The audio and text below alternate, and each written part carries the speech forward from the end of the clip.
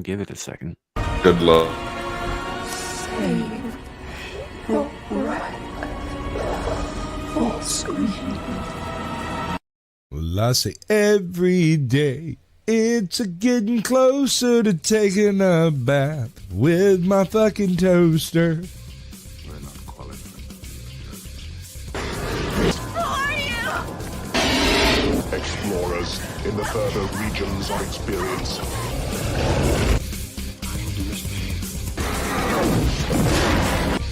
If you do not listen, then the hell with you.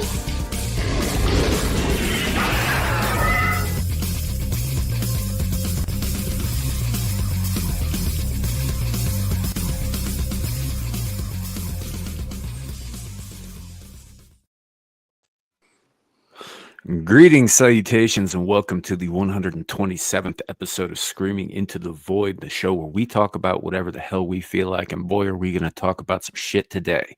My name is Samuel the Infamous, and as you can see, we've got a bit of a panel with us today. We got some guests, some foreigners, if you will. My borders are not as secure as we'd like them to be, but here we are. That said, let's say hello to everybody on the panel, and we'll get into the chat. We've got green-haired anti-liberal back from her excursions abroad. Yeah. Crossing state borders abroad. I guess that term works. I mean, it's not the traditional use.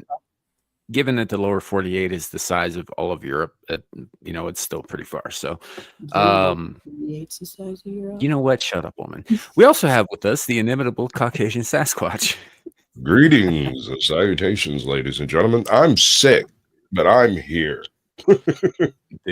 Indeed. He was backstage complaining very much about how sick he is. So we're going to have to, cuddle up to him and give him some sympathy. Just rub me a little bit. I like it. Right. We also have coming back to the show, Shadow of Hawk. Howdy, everybody. Squatch, I've heard zinc is very, very good for dealing with sickness, so I'd recommend getting some zinc supplements. Can I say one thing about that, Shadow? Gay! Yeah, it's a little gay. That was Daily, because it will make you sick eventually. I know from experience. I'm sure you do. No, there was this like multivitamin type thing that was actually it gives you the Sure. Oh, all right, Alanis Morissette. kind of I want to multivitamin. hear that story. But no, it has Yeah, zinc in yeah. it, and it makes you sick if you take it for too long. So I had to switch up and just do the doses of what was in the multivitamin minus the zinc daily. It's fine. That's fantastic. So for those in the chat who are not aware, human semen has a high zinc content, and that's where the joke was going. I mean, I'm not. Just still go in there and have the chance. Yep. Now we also have coming back to the show. We've had him on a couple of times now already. Kenzo UK. Salam alaikum, bitches. It's good to be back. Hell yeah. Good buddy of ours. Hell of a guy. Definitely Hell a of a ginger British though, guy. and because of that, I do have to do something, and I wish I didn't, but you are very, very, very ginger. So here we go.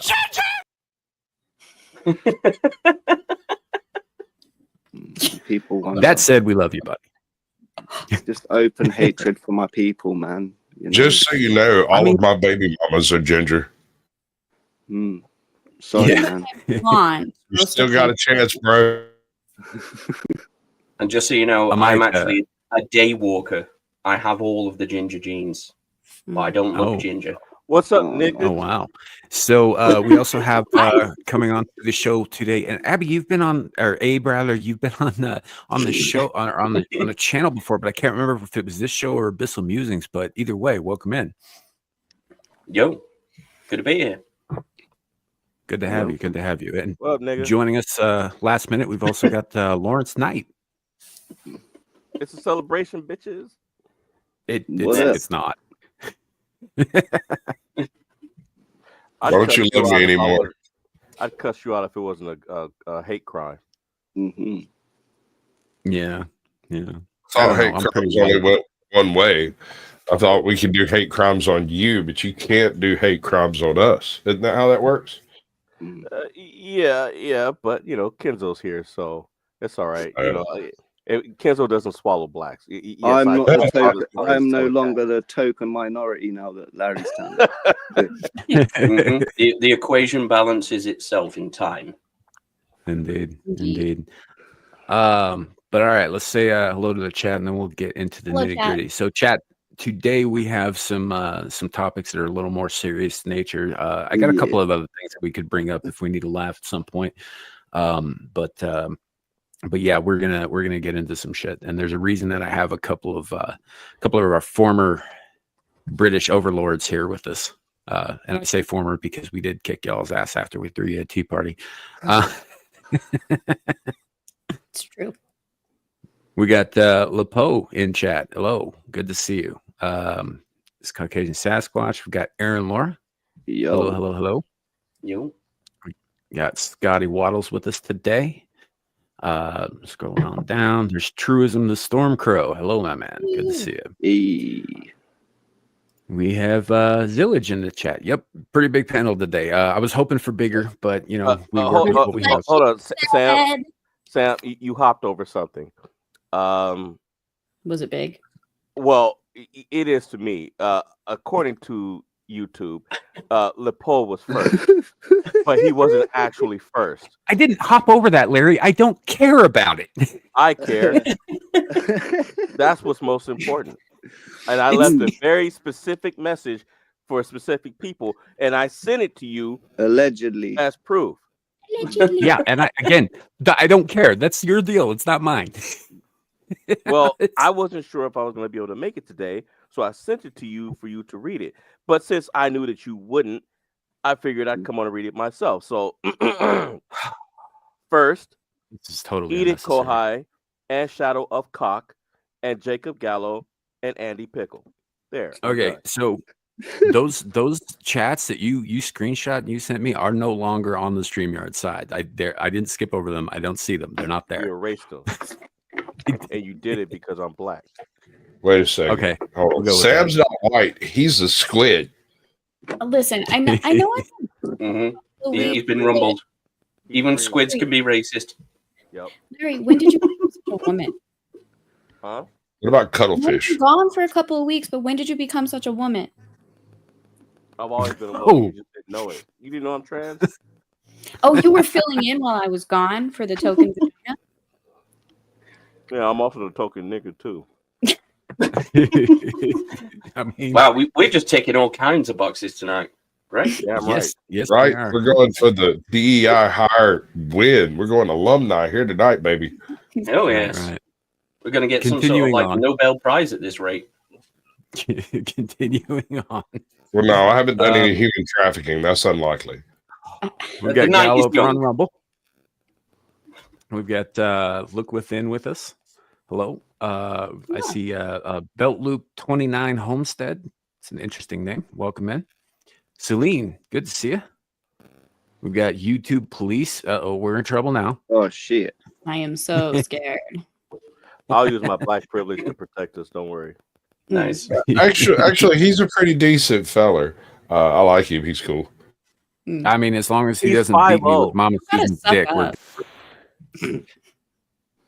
So we got Ben T with us. We got Independent Manny United. Manny, or I think it's Manny. Like United. Okay. Manchester United? Man? I don't know, or like more than Like everybody. Like everybody Yeah. united. Like the United States. Independent, but many. Mhm. Yep, we've got Queen Bird with us. Only one of you Oi, oi. Krakens are. All We right, got all you right. Good to numbered. see y'all. Welcome into the show. I think I want to get first up before we get into the LA shit, and by extension, all of the other fucking dropping the balls of the FEMA thing. The UK Parliament this week, a few days ago, voted to block a national inquiry that would have at least assisted in exposing legally, rather, some rather nefarious goings on in the UK. They're I don't have the exact numbers right up in front of me, but I believe there was something like I know how to say this without getting you blocked. The struggle snuggle gangs. oh, that part I'm not so concerned about, man. No, fuck that. You can say that. Yeah, that part I'm not so concerned about. They're raping kids. Mm-hmm. Yeah. You know, 364 I don't. to 111. Yeah, I mean, the so- term that's been created by the media to describe them certainly does not, conjure up the correct images. You should be horrified by hearing it. When you hear Asian grooming gang, I think of some Chinese guys doing shit to a horse to make its hair look nice and brushing it and shit. And the Chinese have nothing to do with this. Let's be honest, it's a very specific group of people that have been, doing this. And they did the reason that Parliament have said that they specifically Labour say there's no need for an inquiry, as we had an inquiry called the J Report, which was done in 2022, and it did not cover the grooming gangs specifically. It was about child sexual exploitation across the board, and it literally didn't it mentioned Rotherham in passing, and there's literally 50 different towns and cities that really need a light shining on what happened there, and everyone from the councillors that covered it up, the police that covered it up, need to be investigated, because it shows that they were complicit and they need to be held accountable. Absolutely. Absolutely. So that's the big topic for today, is that many, I want to say even thousands of kids, mostly young girls, but not only young girls, for years, passed around. Decades, literal decades. Yeah. I think, Abe, didn't they say that the number could be close to 250,000? Something like that, yeah. I've heard varying figures, but that's the thing. They don't actually know how many. No, because they haven't taken any inquiry seriously, and now they've just flippantly said, we're done with it. Yeah. Unbelievable. And like Kenzo, you're 100% right. Like if they're not willing to investigate this as the ruling party of the land, right? As the group of people who are supposed to be taking care of that country, if they're not willing to investigate this, that only leads to the conclusion that they're complicit in it. That's what I was about to say. How many of them are either complicit in it or involved in it? Exactly. It seems that they take community cohesion more seriously than the safety of the children of our country, and they're trying to paint this picture of we live in a perfect multicultural society where all different cultures from everywhere get along, live alongside, and it's harmonious. But it's not really true. There's certain specific cultures that just want to self-segregate and sort of they see our culture as like inferior, and they obviously think we're living in sin. They think all of our girls are impure because they drink and stuff like that. So they kind of want to keep their kids away from our kids, because they don't want them exposed to the same inferior and degrading culture like that we live. So they choose to live separately. And I come from a town. I come from Luton, which is one of the towns where a lot of the radicalized Muslims that have committed crimes actually come from. And it's one of towns where where I said they do kind of self-segregate, and you'll get sort of gangs of Pakistani male men that will target specifically young, vulnerable white girls and groom them give them drugs, give them drink, get them drunk, and before they know it, these girls are being passed around by multiple men that they don't know, and some horrific stuff happens to them.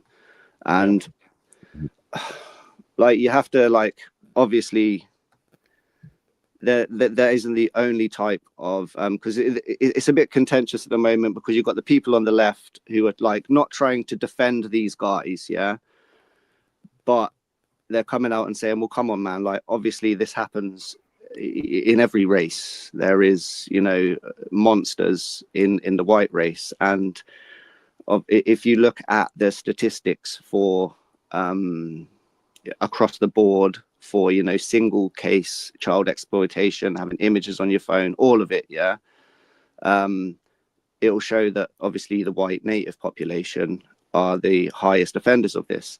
I know it sounds weird, but you would expect that in a white country, like England, that is originally white. We have a fucking 80% white British people living here still. But when you specifically target looking at grooming gangs or gang related exploitation of young white girls, it is predominantly 86% Pakistani males that's doing it. Wow. So that's a big problem, and they don't want to talk about it because they're scared it's going to kick off, I guess. It's going to, whether they wanted to or not, though. You can't sweep something like that under the rug. It's gonna come out. They keep trying to, though. Now, the second largest community that's affected by this is the British Indian community, and it's predominantly within those communities is young Sikh girls. And they've had this problem with them since day one. Since the Windrush era. And whenever people try and say, "Oh, it's racist to talk about it," I'm like, "Okay, well, who's racist against who?" When you point out the fact that it's not just white people specifically that are targeted. I mean, they are the majority of the people that are being targeted, but not exclusively. No. So, there's an ethnic and racial dimension to it, but fundamentally, these are paedophile gangs. Yeah, they're gangs, and they tend to not be targeting within their own ethnic. Like, it's not Muslim girls they're doing it. Like, some people like are saying that they're doing it because, obviously, like you said, the racial element, like because it's Sikh girls or just non-Muslim girls, because they see them as Well, that's an ideological difference, though. I mean, Sikh is a religion. Sikhism is a religion. So is Islam, and so you will get people who have like identical, genetic histories, right, from the same area. They got the same demographic, but they belong to these different religions. And sometimes one will do horrific shit to the other because of the ideological thing. The Sikhs don't really get along with the Muslims. They don't get along with the Hindus either. But they're all Pakistani or Indian. Well, obviously, all abusers see their victims as lesser than them. You've got to see that. But like, it seems that these guys are targeting, like we said, a specific group of people outside of their cultural group. Right.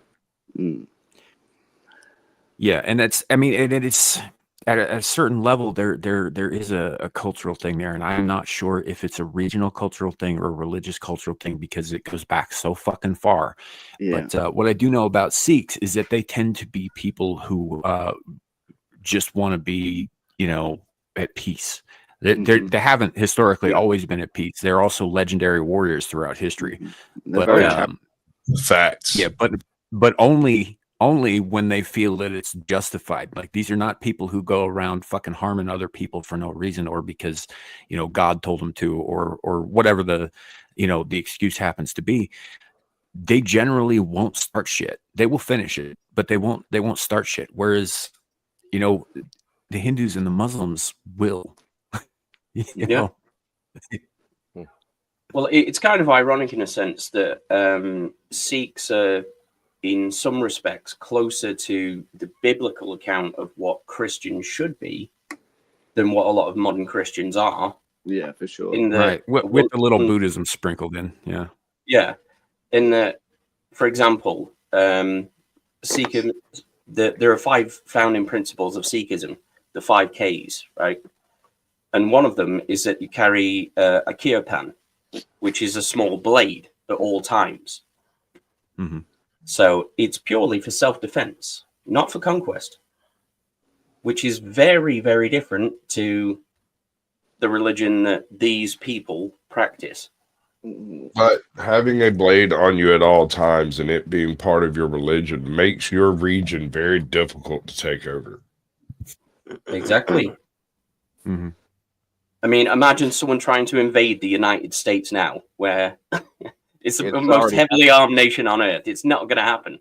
Well, Our if current they administration has made. come- if they can come over in the form of immigrants and not as illegals, then they can just walk in and we can't shoot at them. It's against the law. Yeah. Well, our current administration has made sure that the invasion is underway, so it's been underway. Yeah, we've probably had more people arrive on our small island on small boats than we have ground troops. So you could say that we've been invaded without them firing a shot. Exactly. Mm-hmm. And the politicians are the ones that have allowed it. And Right. it's been going on since the John Major Thatcher era. Of course, yeah. So you're talking 30-odd years in which this has been left to go completely unchecked. And it has been previously that if you did try and speak out against this stuff, because like we said, it's been well known.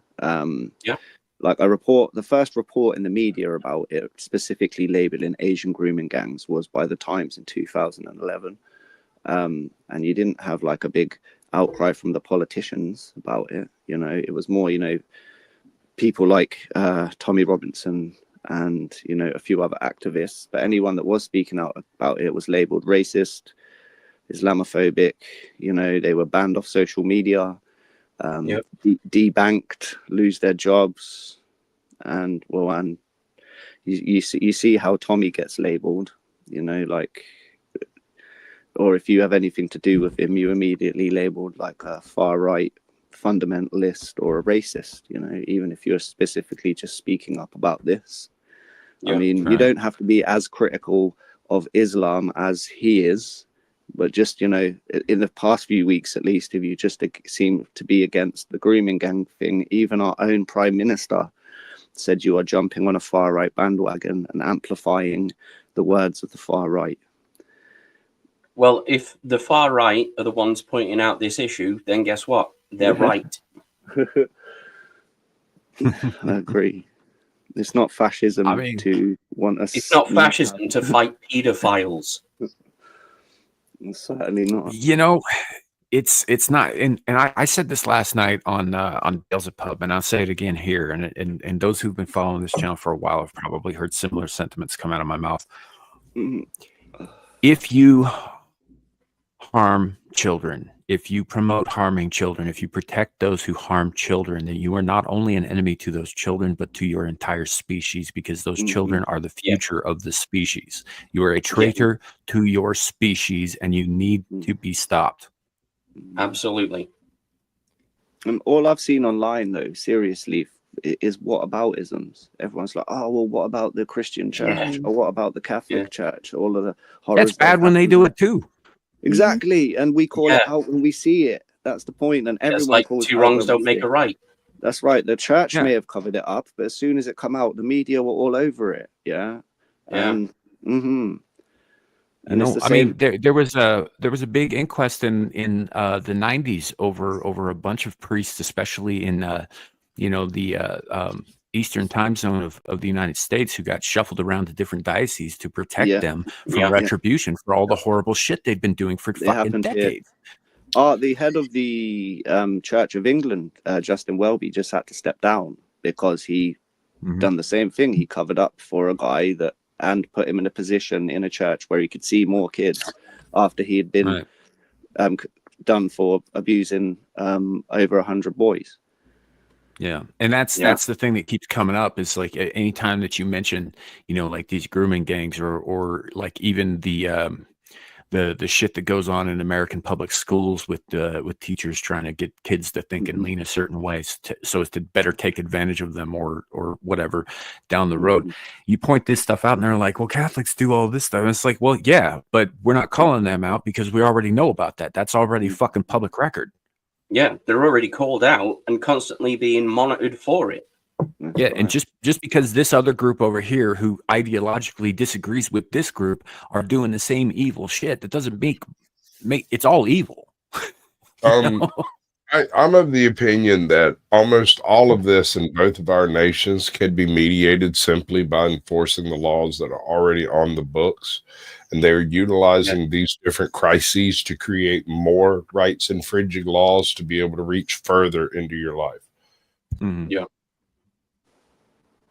Yeah. Independent Mini United. Yeah, we're trying. We're a couple of small channels trying to get some word out about stuff that we think is important. So, but appreciate it. Thank you. Well, this is the thing about it. When they use that term, Asian grooming gangs, like I said, it really does soften it. And the reason why, just around the New Year time, it becomes so prevalent in like the zeitgeist at the moment is because court's transcripts for a 2013 case in Oxfordshire were released, and it was like a 12-year-old girl. I can't really go into detail, quite honest, and I don't think we could read the court transcripts for this specific crime because they are really that horrific. What these men put these little girls through. Like you literally can't. It's against terms of service to literally talk about what they did to these girls because it's torture. It really is torture, and and the thing is, throughout the first few years, stuff like this wasn't getting released into the media. You could have maybe got it if you were looking for it, but no one really was. Let's be honest. Like it wasn't a big contentious talking point around the water cooler at work. People were scared to talk about it for getting labeled racist or losing their job and stuff, which is fucked. But like I said, when people actually saw some of this horrific stuff, just your normie people, I struggled to read it myself. And I certainly haven't reposted it because it's not the sort of thing I want on my Twitter timeline, even though it should, people should be talking about it. It's not the sort of thing I would share. And it is literally horrific. And some people have seen that post, and then they've gone off and put and shone a light on it. But still, I've seen people post it, and some people are like refusing to read it. I'm not going to read that. And I've even seen people go onto TV this week that are trying to defend, we shouldn't be talking about this because of community cohesion. Like the presenter turned around and said, well, have you read the court transcripts for this? And the guy was like, no, I have not. And she was like, well, what the hell are you doing on my show? Like, you shouldn't be on here unless you've read it, and you actually know what is going on in this country. Do not try and come here and tell us, that we shouldn't be angry about it, because people should be angry about it. It's frankly upsetting to read it, man. Like, it's not for the faint-hearted. I mean, dude, I'm an American and I'm an isolationist, and I'm really not that interested in being partners with other countries, whether or not we've been long-term allies or not. It's not a thing that I care about. But this pisses me off. It should pit. You're absolutely right. This every right-thinking person in the world should hear this stuff and be incensed. There should be the full horrific scale and detail of even the past cases need to come out so people can realize exactly what's going on. That, like I said, grooming gangs just softens it and does not. Well, wasn't it just the other day that Tim Pool went on Piers Morgan? Yeah. Just totally lost it at him. I mean, people in Britain don't particularly like Piers Morgan. I don't know why he keeps getting thrust down our throats. He's a melt. He's an absolute wanker. Yeah. Absolute fucking tosspot. he goes on there. His show's called Uncensored, isn't it? And he goes on there, but he's clearly and then constantly tries to censor people. Well, and even in that clip, the way he continuously was talking over Tim, I don't watch him frequently. But previous guests, even when things got heated, he would try to control that and like everybody talk one at a time. I found it very pointed that he continuously was talking over Tim when Tim was trying to explain his point, not saying, you know, like when he says, I don't believe you. And he's just like, I'm not wrong. You can't tell me I'm wrong. And he's just like, no, like, we don't believe you. I didn't say you were wrong. This is the information. And he continuously was talking over him, and Tim wasn't having it, obviously, which I'm not the biggest fan of late of Tim, but I very much appreciated how much he pushed back on that. Yeah, he is. The thing is, Piers is wrong. Yeah. This is largely their entire modus operandi. If they can't shut you up, they just scream you down.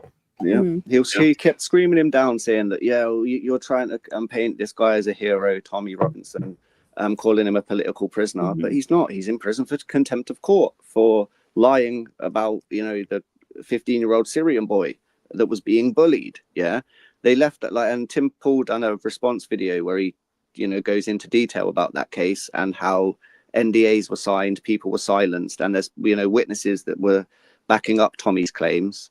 Yeah, Piers' argument is, he pled guilty to it, so he must have been lying. He pled guilty to it so he could get 2/3 of his sentence knocked off, which they do over here. We have a it's called a plea deal. Yeah, but they still didn't do that. They still locked him up for the full 18 months for contempt in a maximum security prison, and he's on solitary confinement, which is mainly for his own protection, but still, 18 months on solitary confinement is not good for anyone. 3 months is like the maximum. Anything over 42 days, they have to get an extension that comes from the Home Office in order to keep him in there for longer than that. So, and the other crime where he got locked up for, which Piers said he almost collapsed a grooming gang case because of contempt of court, right? He was live streaming at the time. He turned up to a verdict, sentencing hearing, right? So these men have already been convicted for the crime, right? He went up to them outside their court on the way into their court and said to these gentlemen, how do you feel about your verdict? Yeah. This was a case with no restrictions on it. The BBC had already reported the men's names in the media, right? Yet the police turned up, arrested him on the spot and told him he's being arrested for contempt of court, stopped his live stream, and they then subsequently, within 24 hours, had him in front of a judge the same day and then imprisoned. Yeah. So, and you're trying to tell me that there's no political motivation behind that, then, that's a man that they do not want to be heard, like. Yeah.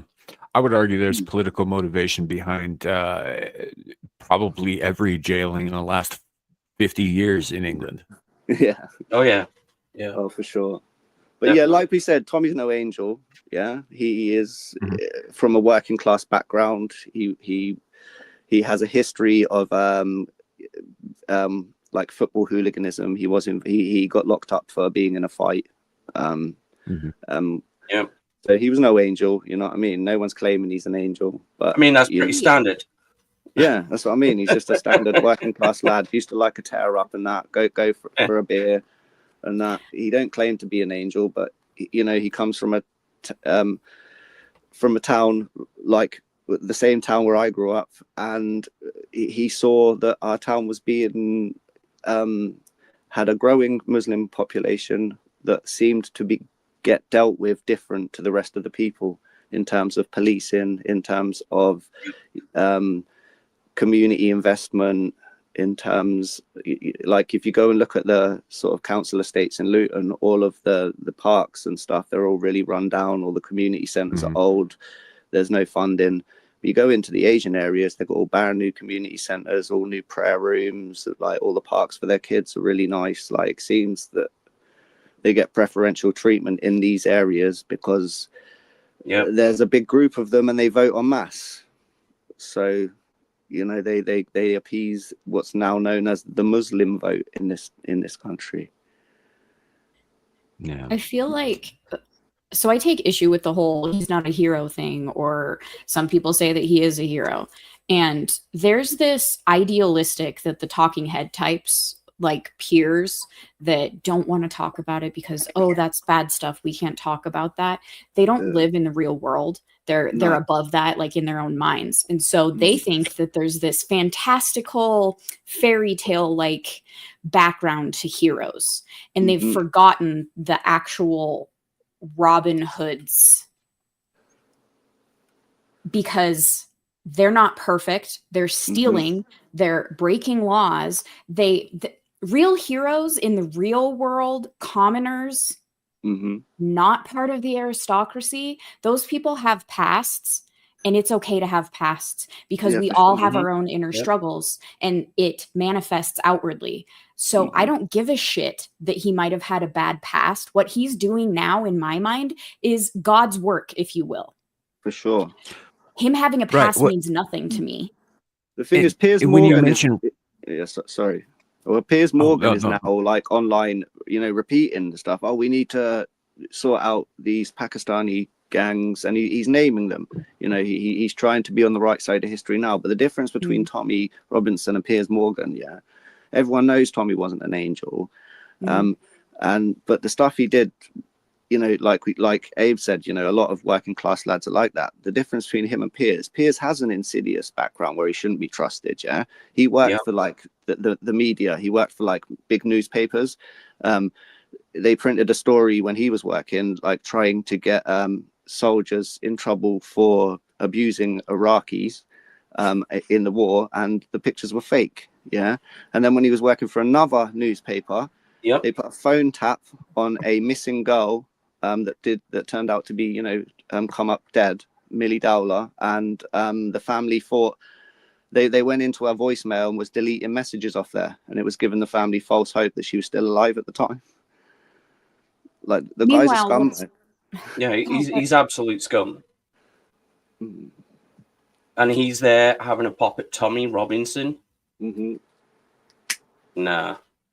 Oh, no. Yeah. Well, and that's the thing you gotta keep in mind about guys like Tommy Robinson. Like, you know, when you say that they're no angels, Gal brought up Robin Hood for a brief moment. Exactly. As far as I know, Robin Hood is a myth. However, if you look into those stories, right, you know, sure, it's done from the perspective that he's the hero of the story, but think about what he really is. He's a medieval gang leader. He's a criminal, and he's a thug. He just happens to be, you know, helping out people at a time where, or doing his thuggery rather against a regime that was worse. Well, the thing is, Piers Morgan labels Tommy as a criminal and a thug, right? Tommy calls himself a journalist and an activist, right? Tommy's last documentary that he put out got 150 million views on Twitter. So, and Piers Morgan wishes he could get 150 million views on anything for anything he puts out. For his entire career, he's never had that reach. That's why the media fear him. Yeah. And honestly, there was a reason that I used Robin Hood, because it's British myth, but history. And it seems that y'all, not that we can speak even just from our own problems, but we've all strayed so far from our roots, essentially, when it, like, as a society, between the two countries, like, we each have our own issues, and they're both very rooted in similar problems. And it's so frustrating because these insidious creatures that have infiltrated both of our countries and societies have just essentially poisoned the well very slowly to where it's corrupting our youth, because they're not being taught what we were taught. Even we weren't taught the same things as the previous generations, and so it's been slowly eroded where we forget who we are and where we came from, and that's by design. over on your side and our side, we both had right-wing parties that are pushing left-wing ideologies for the last like, 20, 30 years. And yeah, like you guys have just sort of coming out of it, you know, you've been getting called Nazis and far right for your politics, you know, for just wanting normal stuff, for wanting, you know, controlled immigration, for wanting a secure border. And it seems having someone like Donald Trump, like the word Nazi is just bouncing off, you know, like, and he got in anyway. And I'm hoping we start to see some of that over our way too, because this whole far right smear is not really working anymore. Like Abe said, you know, Abe's happy to be called far right if that's what it takes for the truth to come out. And I'm the same. Yeah, if that's the price of actually being correct, I'll take it.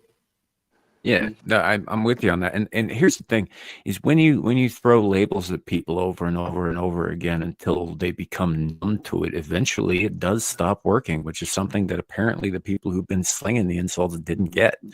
You know, I'm not a Nazi. The people who have called me one in the past wouldn't know one if one bought them a fucking train ticket to Dachau. Yeah, nice. I see a lot of this can be fixed if we bring back bullying. And why I say that is because I was bullied as a kid and I just embraced it and I didn't let it bother me.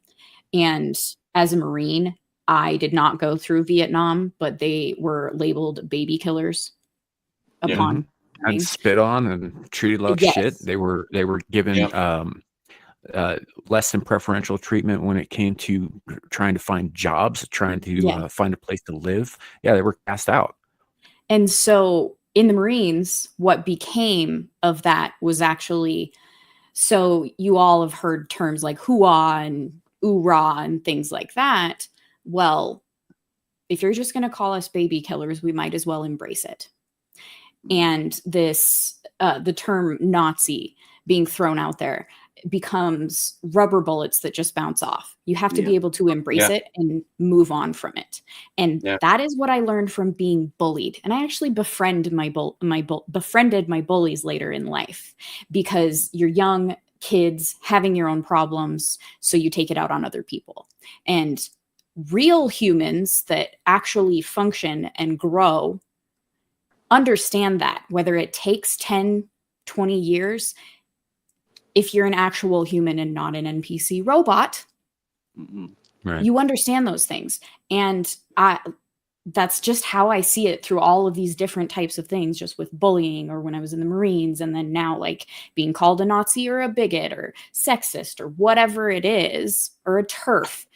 People, I've never actually been called a TERF yet, but I don't really get into the weeds like online with things like that.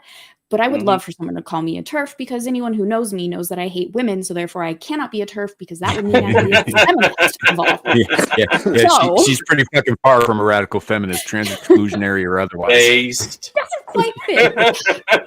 And I had to explain that to a friend who is very similar to me. Like, we get along because she, like me, does not get along with most women. And that's how it tends to be. And one day she was called a TERF, and I had to explain to her what it meant. And she just started laughing as I was laughing as I was explaining it, because obviously she cannot be either. People are very confused online at the moment, though. Like I said, I was in a thread talking about this, what we're talking about now, and then some guy comes in, he's all like, yeah, whatever, man, free Palestine. I'm like, bro, this isn't a conversation for that.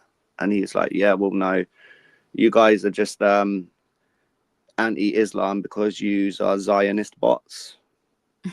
I'm like, okay. Look, I'm gonna say something here about that. I mean, that's another minefield, isn't it?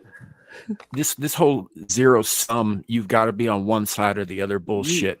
Like, look, I am neither Christian nor Muslim nor Jew. I don't have to side with any of you fuckers. Exactly. That's what I mean. We're talking about trying to save our children from people from like the Indian continent, not. I don't give a fuck what some people are doing to each other. Like, you hold on, Sam. This puts you at a strategic disadvantage against all countries. If you're not willing to side with at least somebody somewhere, you will always lose. I side with me and mine. Sure. Where are yours and how many do they register? Well, mine are American, and we have more guns than people. So yeah, we Well, have and more also- guns than sense. Currently, his are those who do not wish harm upon children. Like especially in this conversation, but just boiling it down to the small bit, not to woman-splain Sam's point, but whatever. That's what it breaks down to, especially right now. Let's do the basics. Leave the children alone. Fucking alone. That is the basic thing that we should all be able to stand behind. And those who do not stand behind that are the exact enemies that we have to fight. The basics of it. And that's exactly it. I was looking up. I like to start my descriptions for my live streams with a quote at the top of it. And today that quote is this, but there was another that came up that I almost used. Hold on just a second. Children must be protected not because they're innocent, but because they're powerless. Yeah, Mason Cooley. You know, the other one that I thought about, I just couldn't find somebody that I could attribute it to. Was if you are not for the protection of children, then you are for the protection of things that harm them. Yes. You are the enemy. Exactly. Period. You know, and this shouldn't just apply. Like, obviously, I'm a parent. Kenzo, I know you're a parent. Like, Larry's a parent. Like, yeah, parents should feel this way, but I think all of us should, because again, it comes down to the very survival of our species, and without our souls, right? Every time we let something like this shit slide, it chips away at our souls collectively, right? And without that, there's no point in having a future. So we need to step up, and we need to be protecting our future. And by that, I mean we need to be protecting our children worldwide. And let's not forget too, and I hate to say this, but it is a bit of a fact. It's not saying that it'll happen to all of them, but when you have children that are abused, some of them grow up to become abusers themselves. Yeah, for sure. Because mentally it destroys them, and they start repeating what was done to them. Even like just because we're specifically talking, highlighting these white girls that have been getting preyed upon by specifically Pakistani males, and you've got all these whataboutists saying, "Oh, what about these white guys doing it? What about these?" We have to protect all children, Muslim children, Sikh children, Hindu children, whatever religion they are, whichever race. We have to protect all of them, And that's what I hate about the whataboutists. Just because we're specifically highlighting this for now, it doesn't mean we're forgetting about the rest of them. Well, the ultimate if you don't take care of you, someone's being a whataboutist is just to say, well, what about them? They're bad too. Let's take care of all of them. Exactly. Agreed. 100%. Dude, and that's that. But to your point, Kenzo, you cannot help children in fucking India if you haven't helped your own first. Exactly. Right? It's in your face. That's why it's focused on in England, is because it's happening in your back fucking yard. You clear that up and you'll be able to help out, but you're no good to anybody if you don't take care of yourself in your own house. Yeah. Charity should begin at home, but so should discipline. The whataboutists, those people are the ones who don't click on the articles and they just read the titles. They don't have time to fully invest into something to understand it that might be bad. They don't have the wherewithal to want to do it. Yeah. It's not egregious enough for them to care.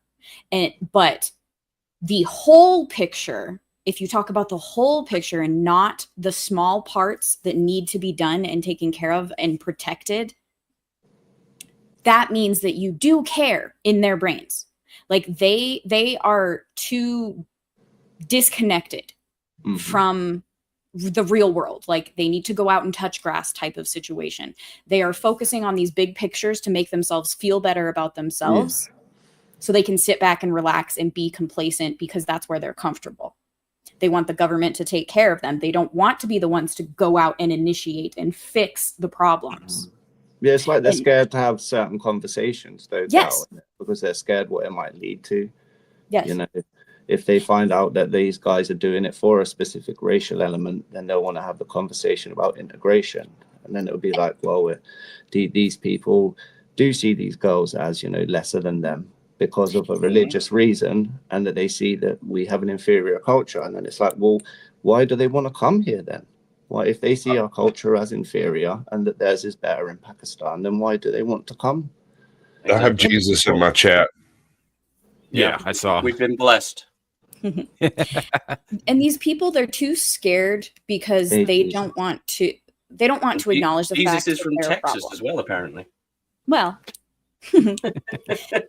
but they don't want to. They don't want to face themselves internally because they know that there are situations where they may have done something wrong or something that could have been done more, and there is a guilt there that they can't face within themselves. And I'm speaking from a personal place, but I am a big enough person to understand that, yes, I made mistakes in my past and I should have handled something differently. I should have taken things up to the chain of command when we were in specific areas and I saw things that made me uncomfortable. I did what I could in those moments to help in the moment, but it doesn't help in the grand scheme. Like, I have my own regrets in life. I am able to face that within myself. These people don't have these conversations because they do not want to know that they are not the perfect beings that they hope to be. Yeah, you know, not one of us up here is a fucking saint, right? I don't want to Yeah. give the impression that we are. A lot of us have done, and we've all made mistakes. I personally have done some shit that I absolutely regret doing. I have hurt people, right? And the vast majority of that I would take back if I could. I absolutely would, right? That doesn't make us disqualified. That makes us human. Yeah. And people could just say to me, "You're just a racist." And I'm like, "Nah, man. There's much more to me than that." Those No, are I'm a bigot of all sorts. Yeah, yeah. I'm also a homophobe. I'm also a bigot, like, and a misogynist. It's like, you know, gay black women, forget about it. And I say, look, enough about my racist past. Let's talk about my racist future. Right? I'm down with that. Let's do this. You know, but that's the thing. Like, when you're talking about it, there's a cultural element. Like the majority of people who are involved in this in England, as you were saying earlier, are typically Pakistani, right? Or generally from thereabouts. So Pakistan used to be northern India, used to be part of the same country, right? They were two separate countries, or one country that split into two, and they can't fucking stand each other. Yep. But yeah, we used to run that like we used to run you as well before you. Right. Yeah. Right, but we were better at it. You know, the kicking That's of the still out up for thing. debate. Well, the English just kind of were like, you know, this India thing, this is a lot of time and resources. I think we're just going to pack up. But we kicked you out. Yeah. So, I mean, we have that over the Indians. But anyway, so they used to be one country, and there are certain cultural crossovers between the two of them that maintain to this day. And one of those, particularly with Hindus, but I think you also see this with some of the Muslims too, is that there is a cultural thing. This is not a religious thing, a cultural thing where it is acceptable in parts of India and Pakistan to rape a girl as long as you throw money at their family or marry them afterwards. Yep. And you don't have to ask, you don't have to do nothing. All you got to do is you go in, you do your business against her fucking will. Doesn't really even matter how old she is. As long as you make it right with her family or marry her, it's fine. There was a recent case in Pakistan where a girl was raped, a Muslim girl, by another Muslim man. So they took it to the Sharia court, and the Sharia court determined that in order to make it right, the brother of the victim, I remember this. Had to then go and do it to the attacker's sister. And that makes it all right. And she was young. Yeah. There was a video I watched on Twitter recently, like maybe 3 weeks ago, where a formerly Muslim woman out of Canada, she like wrote a book, and she was talking about her when she was a child. Like, essentially she was talking about how the Muslim religion itself is not what they're trying to say it is, the left who are protecting it. And she was talking about how it shouldn't be protected because growing up, she actually brought up the subject of her being abused in her household to a teacher who did the right steps and got the police involved and everything. And the police told her, that is your culture. You have to deal with it. And that's part of like her autobiographical story that she was talking about. And that's all that makes me mad. Look, if you're going to demand that people from other cultures, they come to your place, they come to your country, your nation, your city, whatever, and you demand that they assimilate, you have to let them fucking assimilate. Yeah. I know have to take their shit seriously when they go through the steps that you have outlined that they need to be taken. Yeah, and that's it. And I know that some different countries have age of consent that is different. It might be 16, it might be 17, 18, whatever. But they still do have child brides in Islam. You have, and you hear cases of where 9-year-olds go with 50-year-old men, and they have to wait until the girl starts puberty before they're allowed to consummate the marriage. But some of these girls are still really small and young when it happens, and they have died from it. But not only that there's there's been some arguments where I've heard like a Muslim guy say to Tommy Robinson, oh yeah, well, Richard the Lionheart, one of our former kings, like back in the past, had a 11-year-old wife. And it's like, well, yeah, but we've moved on from that in our culture. We've evolved. Right? Yeah. The If he was reason to do that today, he'd get lynched. Yeah. But the thing is with Islam is that they venerate their prophet as the perfect Muslim. So he lived his life perfectly, and you can't object to anything he did. Yeah. And you that's the thing. Like he had the one wife who was obscenely young by our standards today. And if Islam had moved on from that, in the same way that England moved on from Richard Lionheart doing it, then this wouldn't be an issue. But that's right. That's what I mean. But then if you're a devout Muslim, then you can't, because in doing that would be going against Muhammad, and you can't do that. Like it's like I said, so it's not really compatible, some would say, with our way of assimilating, because it's impossible for them to do so, because it would go against their teachings.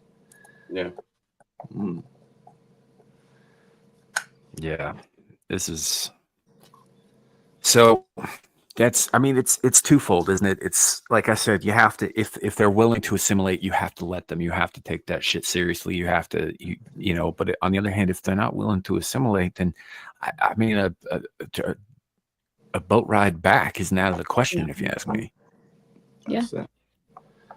Well, this is the thing though, they've been here that long now. You've got second and third generation Pakistani boys and girls that live in a house where their first language isn't English. And it's clear when you speak to them in the street, they don't sound like, you'll get a few of them that do sound like your normal English assimilated person, but for the most part, they don't. And you'll get some that, will come over and will never even learn the language, because for the most part, they don't go anywhere where, like, you guys must have seen the videos on Twitter and YouTube where it's people coming on holiday, like Polish people or whatever, to Britain, and they're filming. And they're like, where is the English people? Like, there's whole areas, especially London, as you know, it's like minority, like they're the majority now. The minority there is white British. And it's the same for Manchester as well, I think. That's 49% now. And it might seem ironic, British people talking about this particular thing in the light I'm about to say, but it's a kind of weird colonialism that has sprung up through immigration. Yeah, and they say, well, we used to do it, so it's okay for them to do it. They justify so what? it. The Muslims used to do it too, like for hundreds of years. Right. Like, what's wrong is wrong. What the fuck? You don't just get to say, well, you did it in the past, so haha. No, this isn't. Are we doing it now? No. Are we taking 11-year-old child brides now? No. Yeah. Did we acknowledge that it's wrong and moved past it and made our society better? Yeah. Yeah. Oh, if you bring up the Crusades on Twitter too, apparently that's a far right racist talking point as well. Despite the fact that 3 of them were started by Islamists. Deus Volt. You know, like, and it was all fighting over a worthless fucking patch of desert. Yeah. You know? Let's fight over some palm trees or whatever the fuck they were. Yeah. This is why I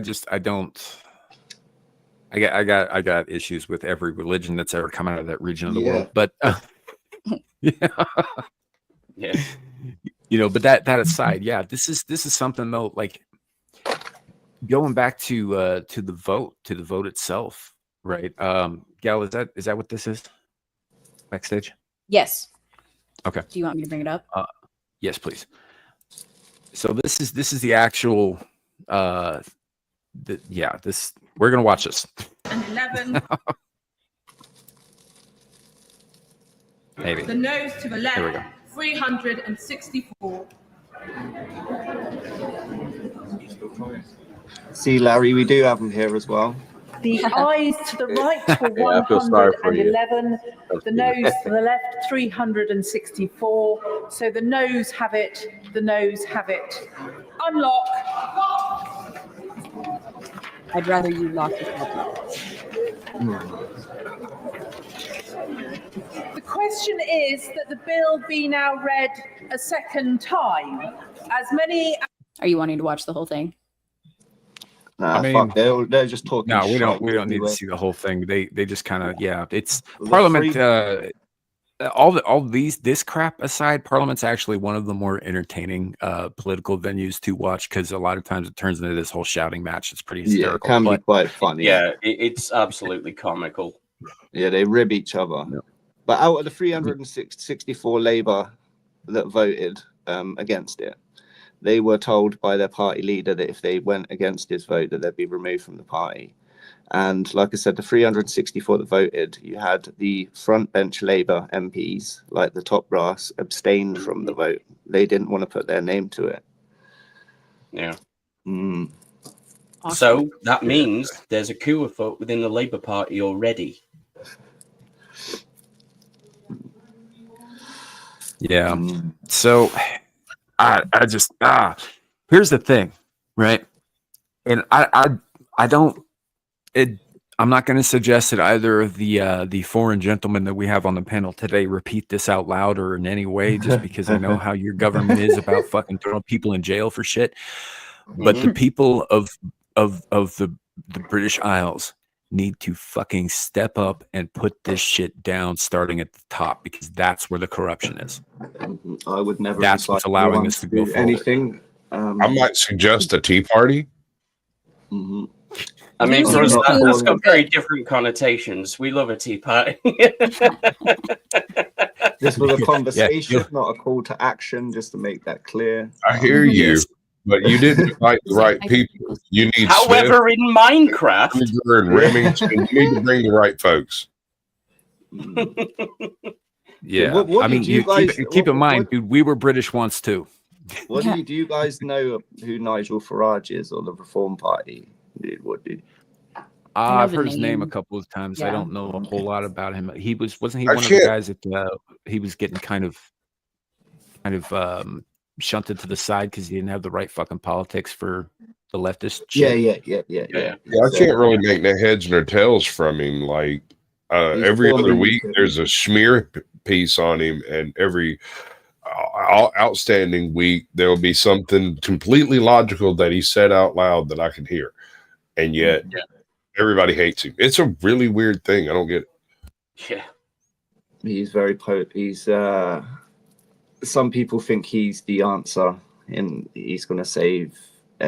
He's going to be the one that, because Reform are a new party, like relatively new, and in the last election they got a hell of a lot of votes, but they only got 5 seats, so there's only 5 MPs that are in Parliament.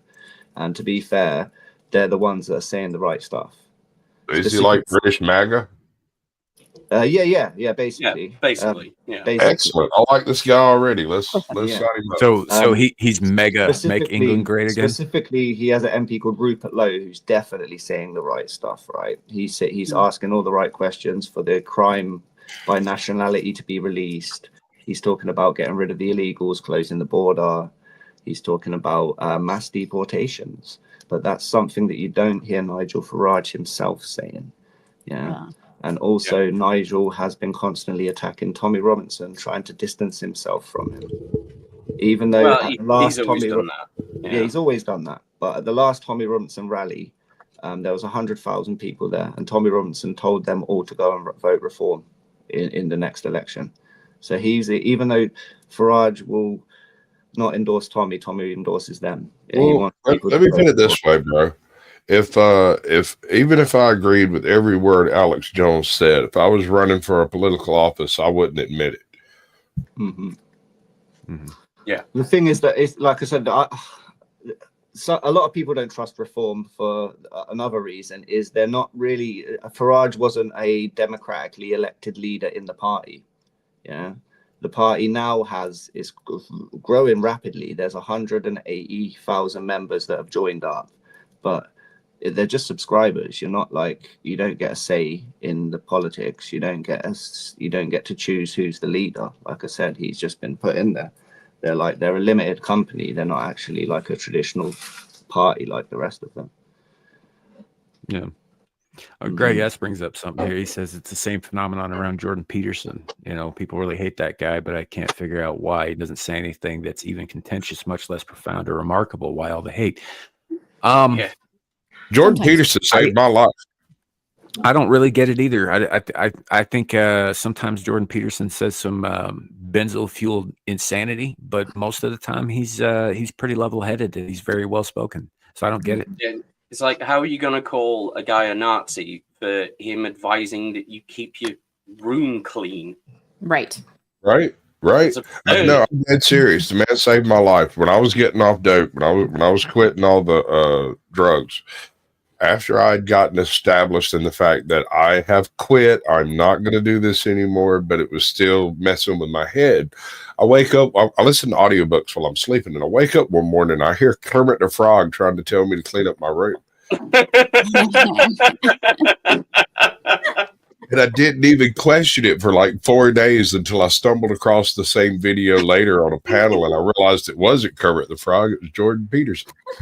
If you can't keep your room clean, then how do you expect to keep the rest of your life clean? That's the best I can do. Like, damn, Kermit got based. It's not easy being green. It's also not easy being clean, but we do what we must. Well, to borrow a line from Marilyn Manson, you know, you live with apes, man. It's hard to be clean. Yeah. Yeah. Of course, you could take that a variety of ways that it's not how I intended it, but we're going to skate right past that.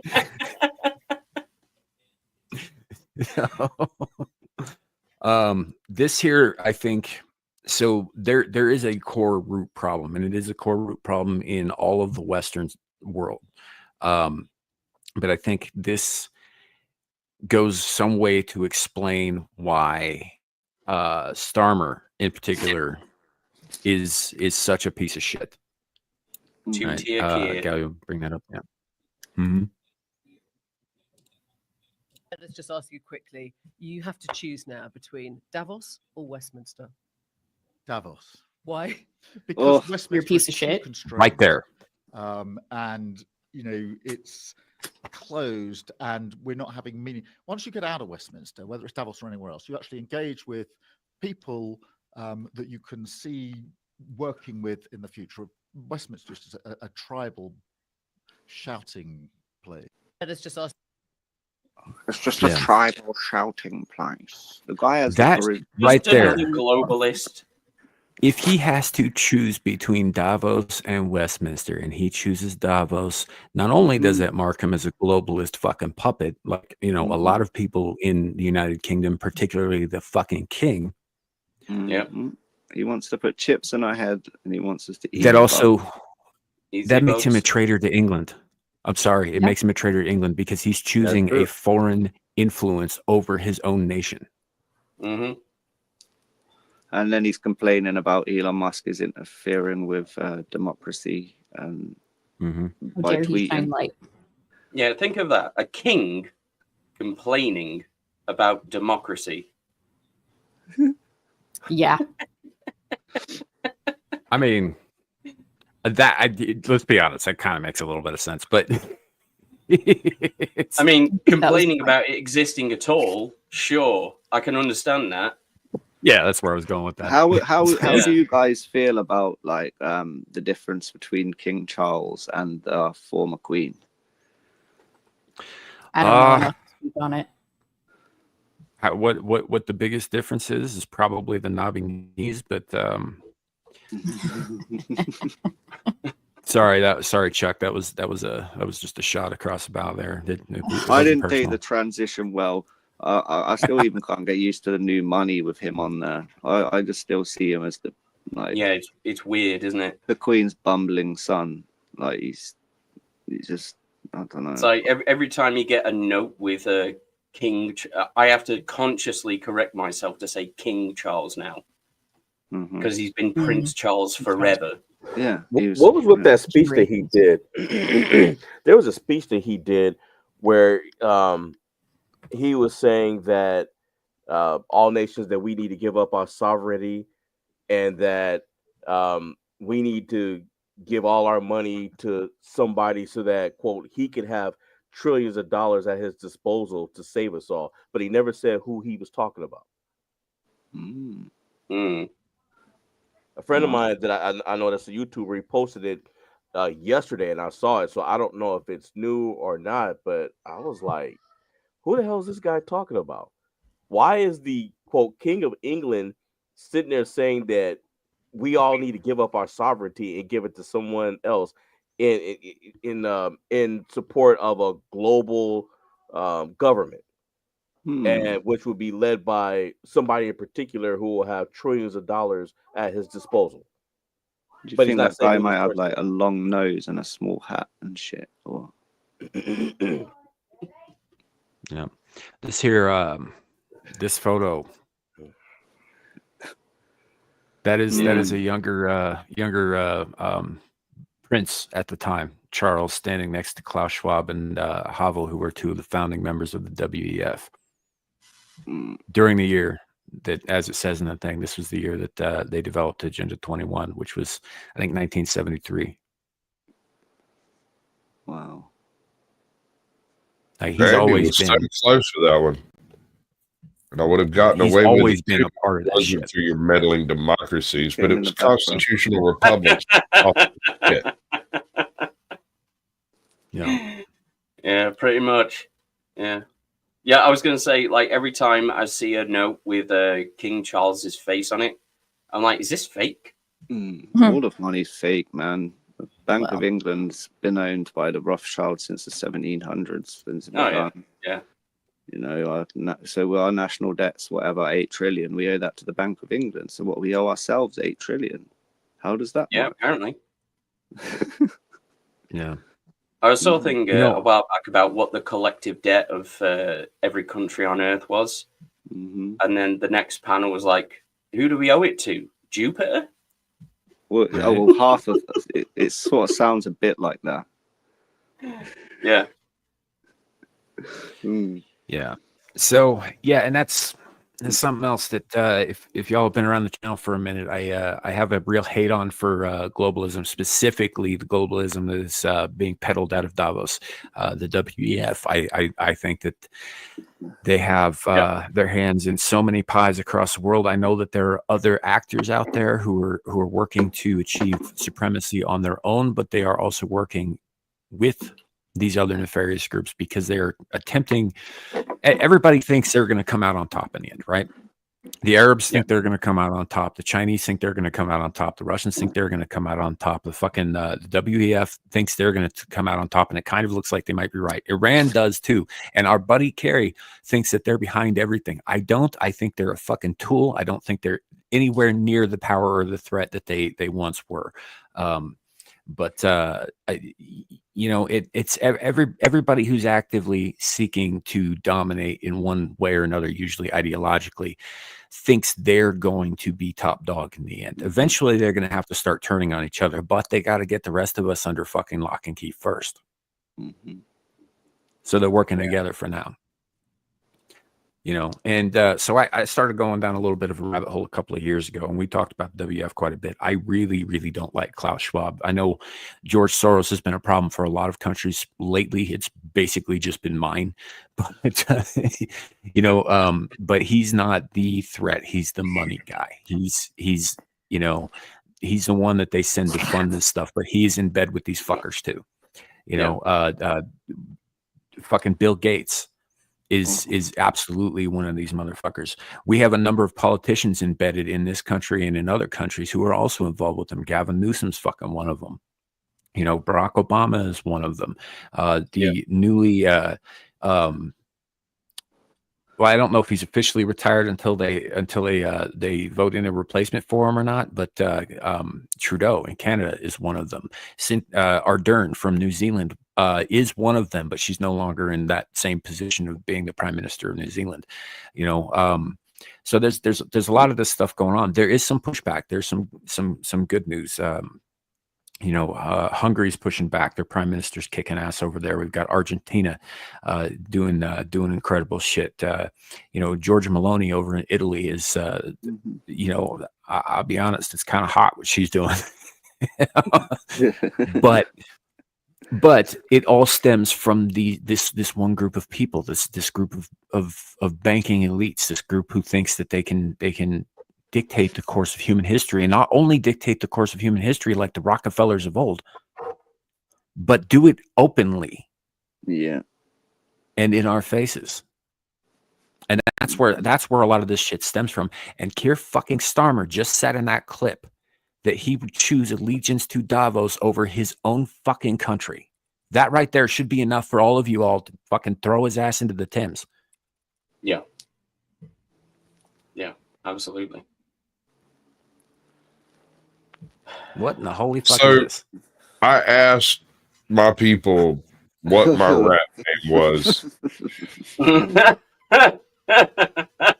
they chose in their infinite wisdom Chalky Snow Monkey. I was really wanting to go with heavy cream, but vanilla mayonnaise is also pretty good. Yeah. I mean, they're all good options. Chalky Snow Monkey. That's overwhelmingly. Yeah, it's pretty fucking good. Y'all win that one. All right. Lepo says in the chat it goes back even further to Freemasons. So a lot of guys who have been involved in shit like this, you're absolutely right, have been Freemasons, but so are a lot of the people who founded my country. I don't know that being a member of the Freemasons is necessarily a nefarious thing. Hell, we had a Freemason on the channel a while back, a guy named Corin Nemec. You might know him from Stage and Screen, and so I wouldn't necessarily put that on there. And I would also say that I know there are people out there who would see Freemason and immediately equate it to Jews. Right? You said it, not me. I did, but I don't think that that's accurate. I think that it's like some of the people involved in the WEF are Jews. Sure. George Soros is a Jew. He's a very bad one, but he's, he is a Jew. But here's the thing. And the ones that are not a Jew, there's a Jew behind them putting the strings and blah. Oh, so, well, sorry. That's what I'm getting at, is that I don't believe that the problem is Jews, blanket statement. I don't. I think that there are some evil Jews who are working with other evil people from other evil groups who are making this shit happen, and they're the ones who are focused on. But I don't. This isn't a Jewish thing. This is an evil thing. Yeah, for real. There's more than one group at the top. Some people seem to attribute borderline magical powers to the Jewish people. Yeah, and it's like, what you on? And let me put it this way, right? So there's a Jewish population in the United States, right? A lot of it's in the coasts, you know, that kind of thing. You don't get too many of them outside of like bigger cities and stuff like that, because they tend to be insular about their communities, like a lot of people do, you know. But that's the thing, is those Jews are also Americans, right? I have an issue with my country bending over backwards for a foreign country, and any foreign country, but in this case, I'm going to bring up Israel. I don't like Israel's policies. I don't care for Israel. I don't like the fact that everybody in the world wants to destroy Israel, so my country has to go and be the goddamn shield, right? Yeah. I don't like that. I don't want anything to do with that shit. But by that, when I say that, I'm not saying that I hate Jews. I don't, right? My problem is with the nation of Israel. American Jews are American as far as I'm concerned, full stop. And just because you don't want to be involved in a war as well doesn't mean you hate Jews. Just no, you can be against conflict without being against a race of people. So I mean, it's almost like you know, when someone says something like you know, free Palestine, we'll say, well, free everywhere, free everyone. I'm not pro Palestine either. That's not my fight. Yeah. Exactly. You know? Why don't you just try and get along? You're all bigots. Is it that hard? Sure, we could be bigots, Gal. Let's be bigots together. We can hold hands and skip down bigot. Well, I mean, lines. you're basically saying all lives matter, so you're bigots. Right. Well, that's the thing. Like what I've just said, then draws parallels between like the Black Lives Matter and the All Lives Matter thing. Yep. Yeah. Well, they're not mutually exclusive. Nope. You know, one covers the other. And sure, there are times where you might want to focus on one particular group because they need something more than the others. Sure, like children. that's fine. This goes back to exactly what we started out talking about when I was talking about people who harm children, right? If you look at what's going on in you know, the Levant, right, and has been, by the way, forever, right? That is a hotly contested piece of fucking sand, and it always has been, and it always will be. That's not going to change. You're also essentially getting into a conflict between fucking relatives that has been also going on forever, like multiple millennia. Yeah.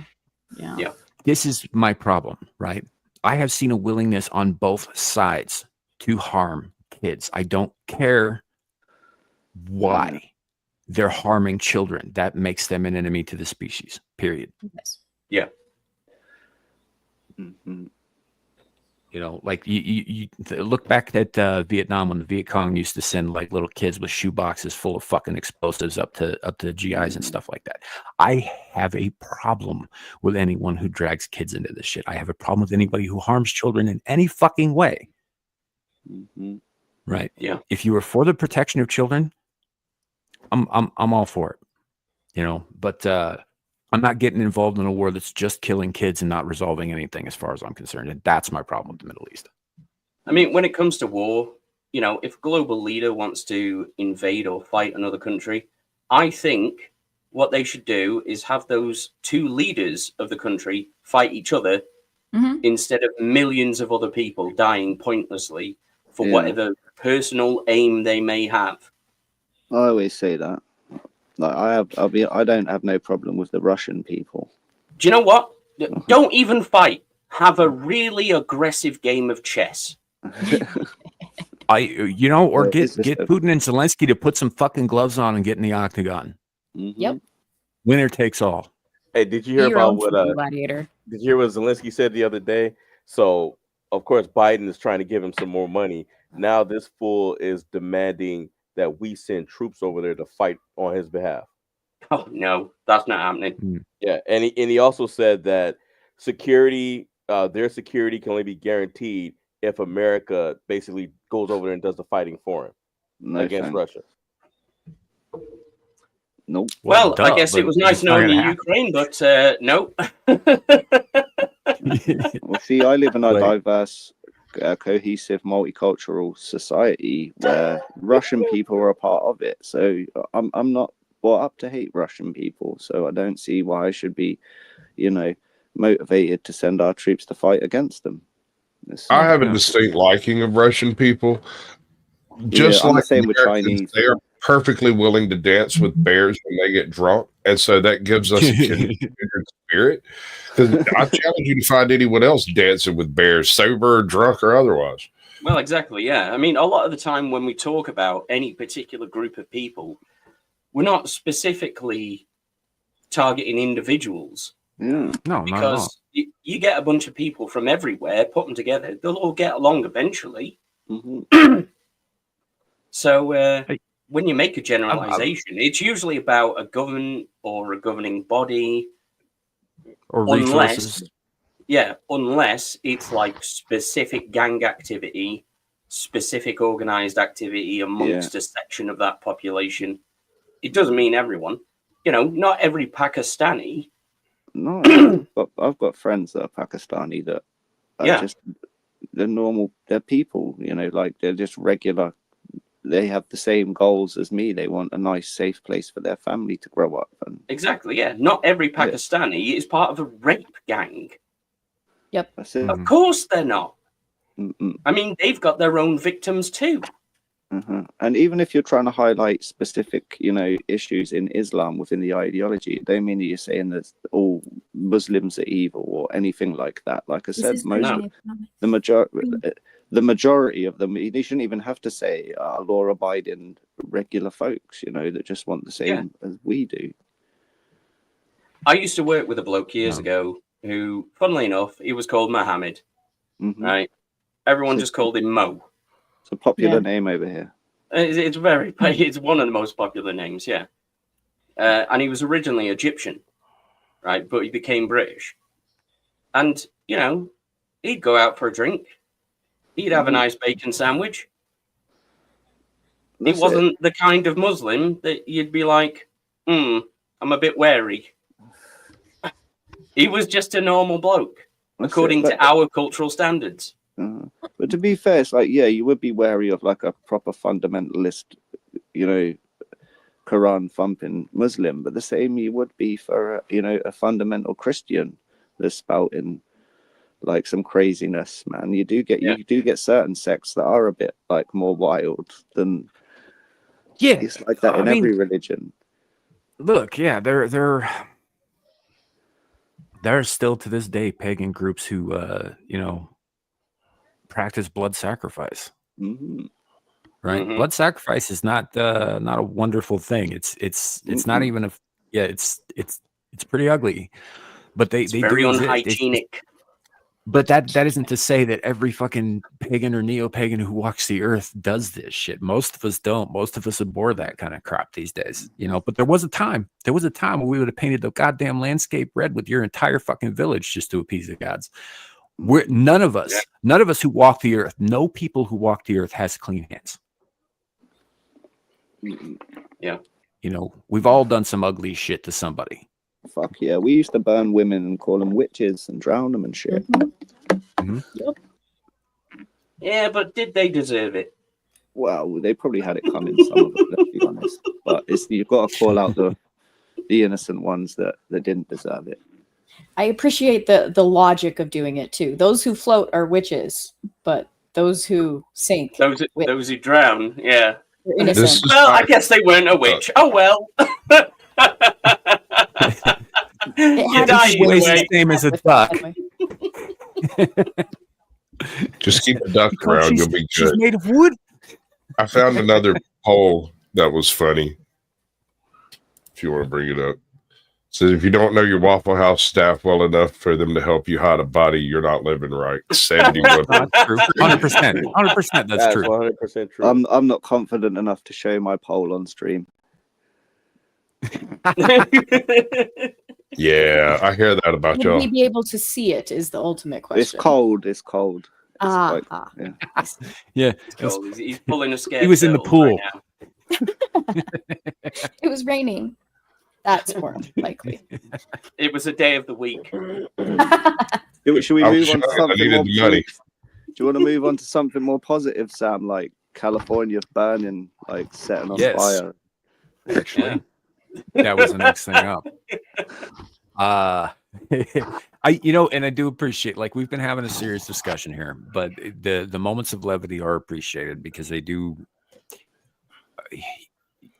It's needed sometimes, Yeah.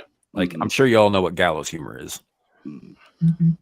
That's it. We're all angry, yeah, but we can't lose it. We've got to sort this out the right way, We're the most chilled, angry people on earth.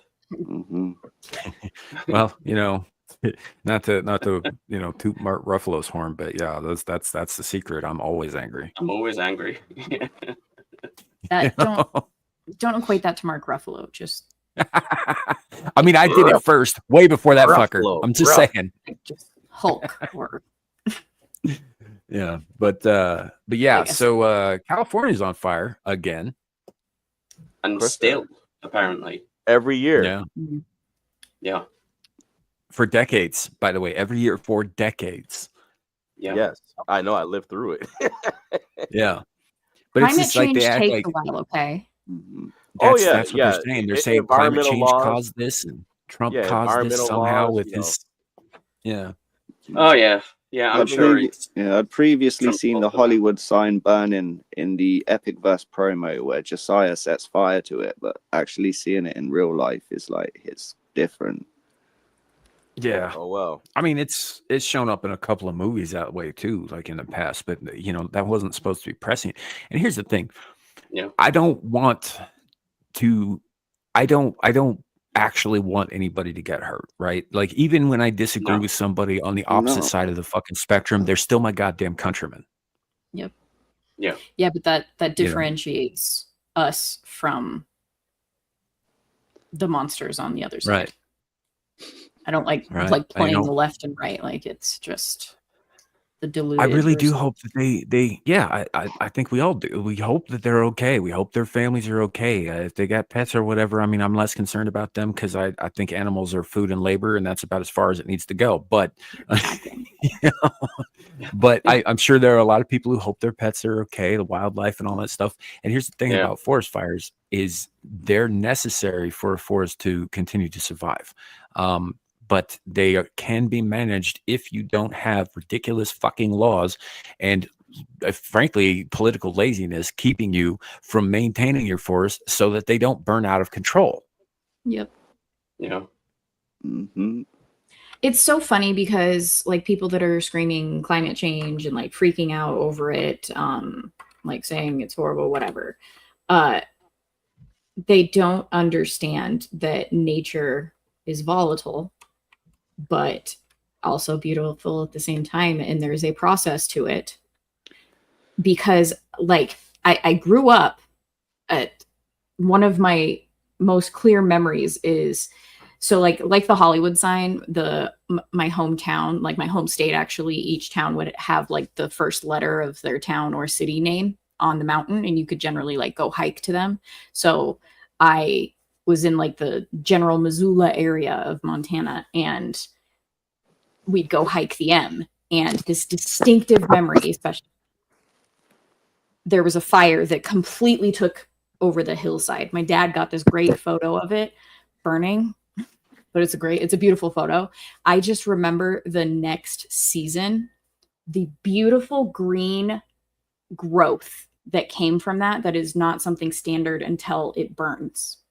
So like there's green in nature, and then there's when nature comes in to burn it, and the beauty of the new green that comes with it.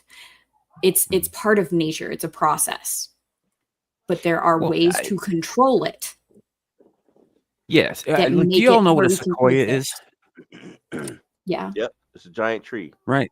It's so we have these trees here in America, for those of you who have never seen them out there in the world, that are called sequoias. They're the tallest trees in the world. They reach over 300 feet in height. They live for hundreds and hundreds of years. Beautiful, majestic things, like so big you could carve a 3-story house into the fucking base of the trunk, right? Huge trees. Yeah, I've seen people driving through them and shit. Thing is, they have seeds, right? These seeds will only activate and open and germinate if exposed to fire. Yep. Right. It's part of nature. Yep. There's certain mushrooms that are like that too. Mm-hmm. Yeah, it's so big the trees grow out of their knobs. Yeah, it's true. I mean, they're fucking massive and they're gorgeous. But if they're not exposed to fire on occasion, naturally or otherwise, they don't propagate their own species. It's part of their life cycle. Mm-hmm. On the East Coast, we used to have American chestnuts, which were almost as large as the sequoias, but they're all gone now. Mm-hmm. Yeah. And that's the thing. I think actually Old Blindy made a good point here. He says that Disney is to blame for the idiot understanding of nature. Yeah, probably. I mean, in a lot of ways, because before Hollywood, before Disney, a lot of us were a lot closer to nature because we had to be out in it instead of in front of a fucking screen, because the screens didn't exist, right? So you're out kicking a can or whatever. So you became intimately familiar with your neck of the outdoors. So you did see and experience and all of that stuff that comes with that. And a lot of us, the hunting culture was alive and well at the time too. Like you in a lot of places you had to hunt to survive. So you became intimately familiar with the cycle of life and death that is nature. Right. Which really makes this comment even more prevalent because Disney hates hunters. Yeah. Oh, I know. Every single bad guy almost across the board for Disney is a hunter. Yep. They hate hunters like Stargate hates doctors. Sorry, that was if you don't know Stargate, just trust me on that one. that's pretty on point. But that's it. It's like nature is not. It's not pretty. It's not lovey-dovey. There's some really ugly shit, some awful stuff that happens in nature, and a lot of it is required for nature to continue to be a thing. Yeah. And what's funny about that Disney comment is the flip side to that Disney coin is old school Disney, if it were used properly, is for kids to have a rudimentary understanding of life, like in The Lion King with the circle of life explanation. A rudimentary understanding because you're children and you have to start somewhere in a basic nature. Yeah. So Disney did have it right a while ago, but it wasn't supposed to be used as Disney adults use it. Do you know where it went wrong? It went wrong when the company got away from Walt Disney himself. Yes, absolutely. Or when he died and they froze his head. I think they might have slid off their tracker. No, even before that, when the commies started infiltrating his company and slandering him and forcing him to go before congressional fucking hearings to defend himself. That's where it went wrong. When he started to lose control of that company, they started to slip that shit in. I actually watched a video today. It's a Sydney Watson video talking about Snow White. But she actually delves into when... See, Queen Bird has an astute view of the history. Let me tell you, you didn't pay attention to the things she says. She will savage your childhood with a thought. Yeah, I mean, Beauty and the Beast is Stockholm Syndrome, the movie. I'm right there with you, Queen Bird. Yeah, don't trust old people and only speak to the birds. I'm not going to get into it, but she goes into like the making of Snow White and a kind of like a documentary type of look into what it was meant for and what they did with it, and the passion and love for the craft that Walt Disney had is amazing to just see and understand. And I was never a big fan of Snow White. Like I felt it's so funny because like I felt like the prince and her, they can't love each other. Like they saw each other once type of thing, twice, like that's how I always felt even when I was a little kid. I didn't hate it by any means. I enjoyed the movie when I was a kid, but I liked Mulan better, Beauty and the Beast better, and you and I can have words later. Don't derail it will derail. I passionately will punch you in the face virtually. That's why I'm waiting. But I now have a better understanding and appreciation of Snow White because of watching that video. And the reason that, like, Walt Disney himself wanted the prince to be in it more and actually to be the one to save her rather than the dwarves, essentially. But because it was the time that it was, they didn't have a grasp on humans in the animation enough to where they trusted it to be able to not distract from the story itself. So they couldn't put him in more. Like, humans were not, they weren't as good at the time. And it was just, I don't know why I brought this up. Someone said, sometimes this happens with my brain, but Walt Disney, like, once he had to like pull out, it started to derail. And it's because, like, it was his baby, and I hate what they've done to it now. Pro tip, folks: I agree. never pull out. Right? As soon as I said it, I was like, God damn it! Poor That right there, I don't get a chance to often do this to so directly, but I'm going to correct Jesus Christ. And enjoy every second.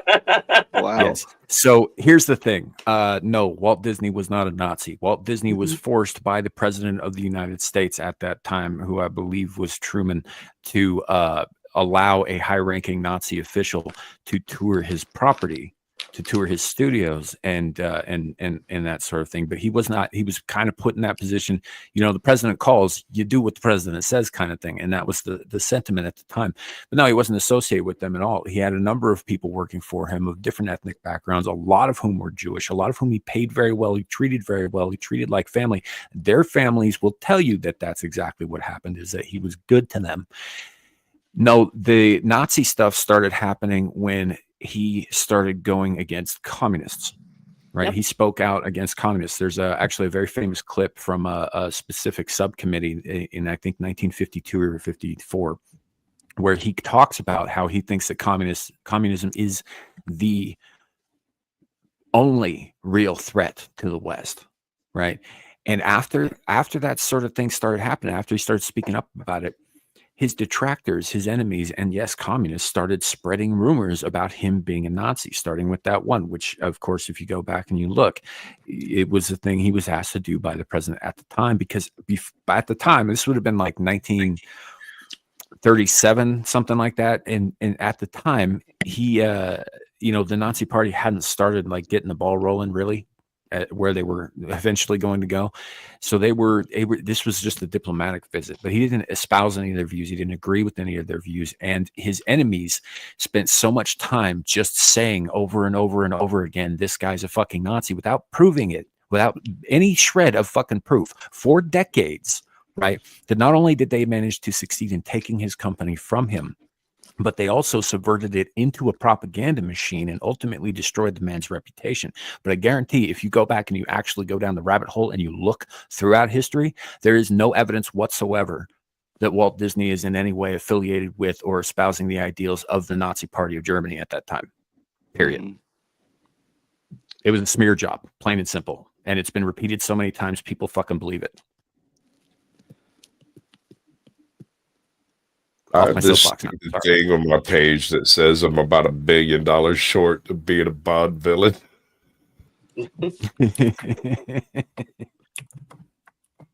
Yeah, Walt Disney wasn't, but IBM, however. NASA, the Manhattan Project. Yeah. The boys from Brazil. Oh, that wasn't us. Yeah, isn't it funny? Like, all of the people that actually don't get called out for it all that much, and yet people like Walt Disney get tarred with that label. Well, just 2 fucking years ago, Canada brought a fucking Ukrainian Nazi up in front of Parliament, and they applauded like fucking seals. A guy named Yaroslav Hunka. Look it up. It actually happened. Yeah. They clapped like circus seals, bro. Not even joking. I made a meme, for Christ's sake. I don't make memes. It's.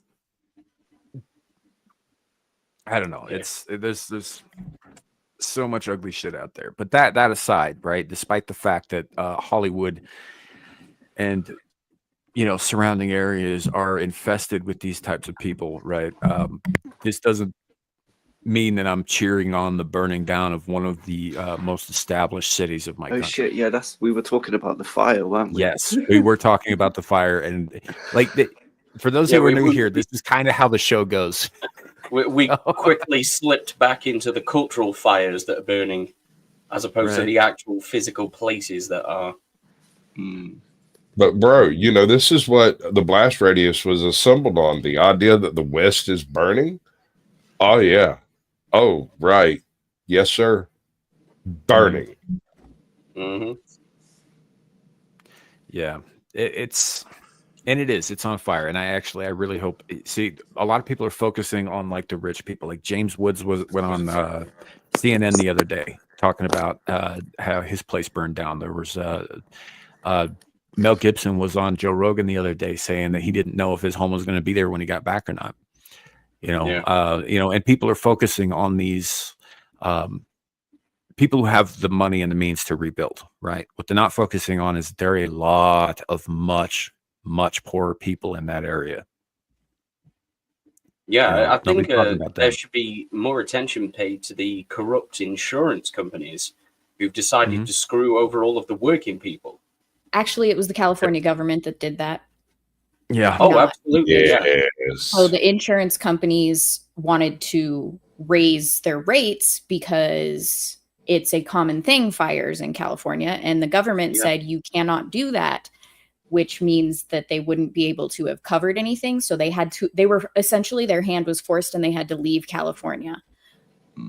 And that's why that happened. So it's really the Californian government, shocking, I know, that forced that to happen. And Colorado has not done so, which is, I am in the California Junior. And I'm on my HOA board, and I just had a meeting about this. Every single year, our rates have gone up because of hail and wind coverage. They do not want to cover it in Colorado. They have to, but they do not want to. And so the rates continue to go up, and they are only covering 5% of the amount if there is roof or siding damage on like the outside of the homes. That is the only amount. 5%. So I get $10,000 for my 200 grand replacement, essentially, like estimate. That's ridiculous. Yeah. Wow. But at least Colorado hasn't forced them to leave by saying that you can't raise your rates, because if they can't raise their rates to cover something that's a common factor, They're gonna leave. they wouldn't have the money and the funds to cover shit for Oh, yeah. all the people that have to replace those things. Now, it's funny that you bring up California. I mean, Sam knows that I'm going to do my best not to go off. So, certain officials in California, he happens to know, I know one of them. And she may or may not be the mayor of Los Angeles. And exactly what you've been seeing is exactly how that woman is. I met her long before. I met her in 2015. And she is every bit of what you guys are seeing right now. Her or him, let's keep it vague. Huh? But it's just, it's California's Democrats chased State Farm out of that. They chased them out of that state. They did, and it's a variety of things. It's issues that have been around for years. The environmental policies. I mean, they can't clear the brush off the ground. You have to let it biodegrade naturally, and each year when these fires kick up, they start pointing fingers at everybody but themselves. Now, I mean, and you see a lot of people lost their homes. In fact, I mean, look at this guy. You know whose home that is that burnt down? You guys want to know whose home that is? I was going to say, are you going to make us guess? Hunter Biden. Is it a sign behind the edge of the corner on the other block that's not actually his $4 million rental property burned to the ground? Now, of course, I was wondering, why would his daddy come out and say that the federal government is going to cover 100% of their costs for 6 months, but yet North Carolina and Georgia residents are still suffering? And then And they're not getting a damn thing. I find this. Yeah, then I find this. Yeah. So once again, he's covering for his son. So the reason I was raising my hand earlier actually wasn't the insurance thing, and I also do want to clarify, Abe, that rant I kind of just went on was not to say that insurance companies are not corrupt. By the way, I'm not making excuses there. What about these people that are saying that there is a conspiratorial element towards it? There's a few different angles, you know, to that. Like, because I've seen people like talking about, oh, well, like the firefighters have been running out of water. And then they're talking about, you know, poor water management. There was empty reservoirs. Farming was taking up a lot of the water rather than giving it No, So sir. here's California has done is put in an express lane from the mountains to the ocean so that they don't have to deal with flood threats. So now they can't collect water because they have designed their system to slough off water as fast as possible. The LA River used to actually be a river. Yep. Now it's just a concrete canal. There's and many factors. Even more than that, like what Gal was saying about Colorado being California Junior. So there is geographically, there is an aquifer, a massive aquifer that runs under a number of states in the middle of the country. Like it goes under Colorado, it's New Mexico, Wyoming, where I live, Montana, part of Canada. And this aquifer services all of those states. Well, Colorado back in the 90s made a deal with California, basically selling off their portion of the rights. The problem is that that aquifer doesn't fucking recognize borders, right? So Colorado has been selling water, the water from 4 different fucking states to Southern California specifically, not even Northern California, to Southern California, because they live in a desert, but they want green lawns. Yeah. For years. The other they had access to water. Everyone who lives in a desert votes for more water, and the votes win, and so they make it happen. They steal it, they bid on it, they sell it to other states, and all of this is a horrible from their farmers, like the farmers in the Northern California. Yeah, down to the founding of fucking LA itself, right? The whole thing started over it was just a fucking desert village at one point, and then some rich guys got out there and started deciding they were going to build stuff. So they started fucking buying up water rights from all the surrounding, desert farmers and shit back in the 1910s and 1920s and all that shit, which it strangled those farms, right? But all that water belongs to LA, and it has for 100 fucking years because they got screwed over by some rich people who wanted all the goddamn water. Yeah. And what about how the fires themselves started? Are they totally natural, or is there any credibility behind the rumors that there's been, arson attacks as well? So there has been some arson. Yeah. We don't have definitive answers though. Like a lot of the videos that I was seeing were the fires had already been going on, and there were people that were further arson, trying to continue the fires. One of the more interesting ideas around it I've seen are that it's a pretty fringe idea though. Is the use of direct energy weapons. The blue bins. Yeah, melted. Yeah, okay. They're space lasers. They're shaped like a 6-pointed star. Yeah, I got you.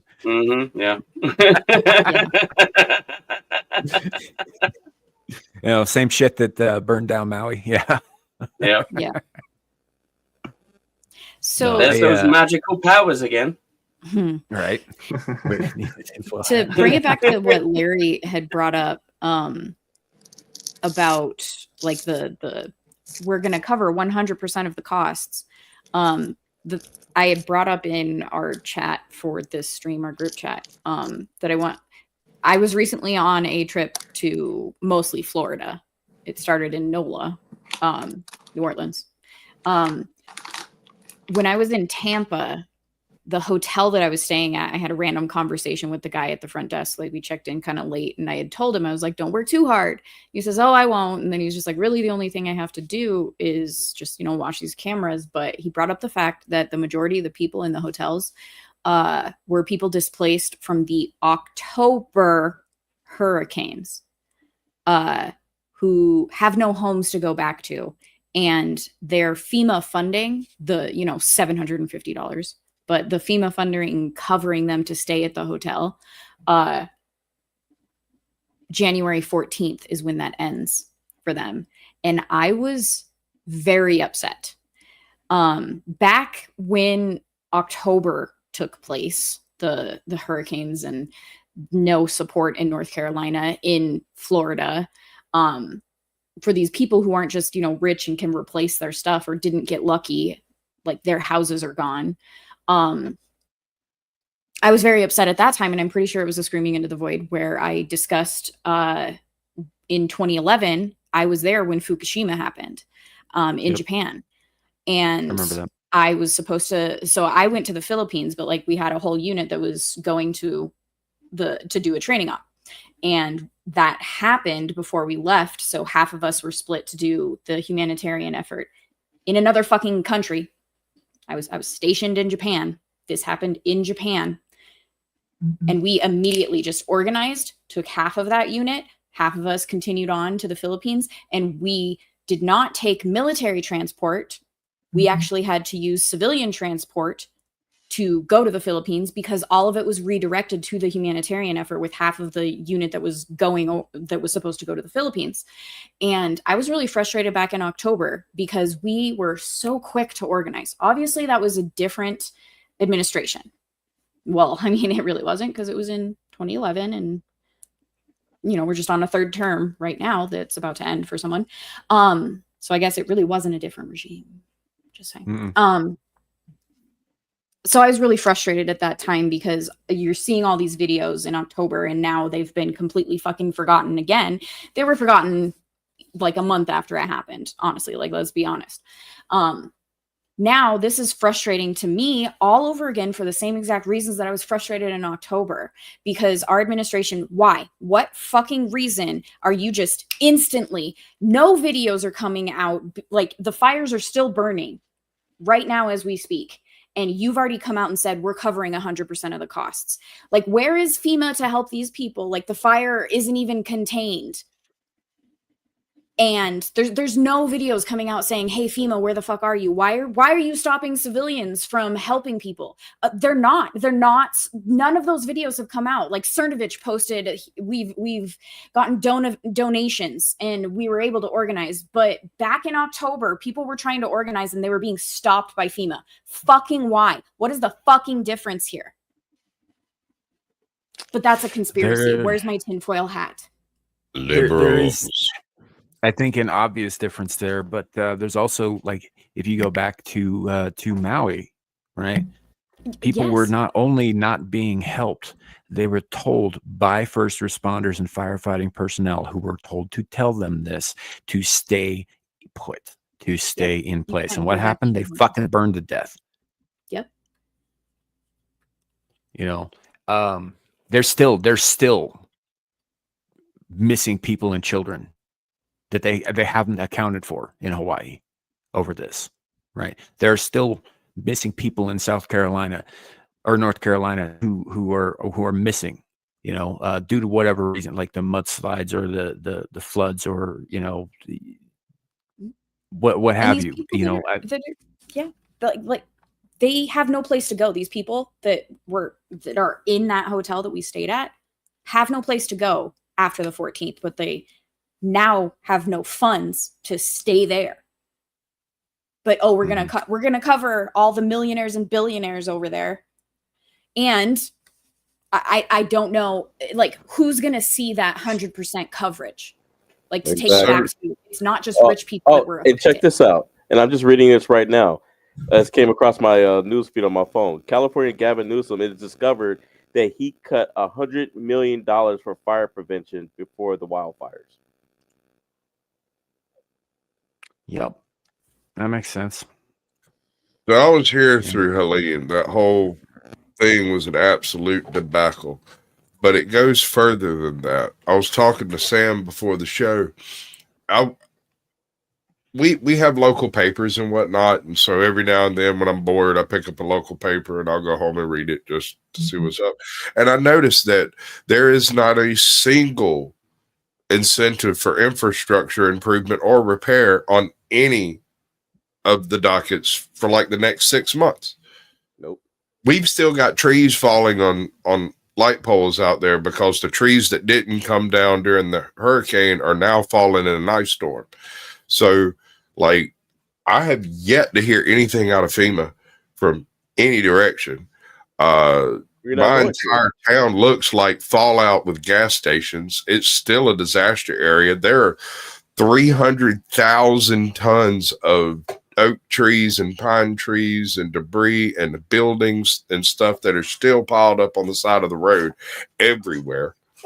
It's getting better, but it's by no means over. You're not going to hear from FEMA. They are not in the business of helping people. Mm-mm.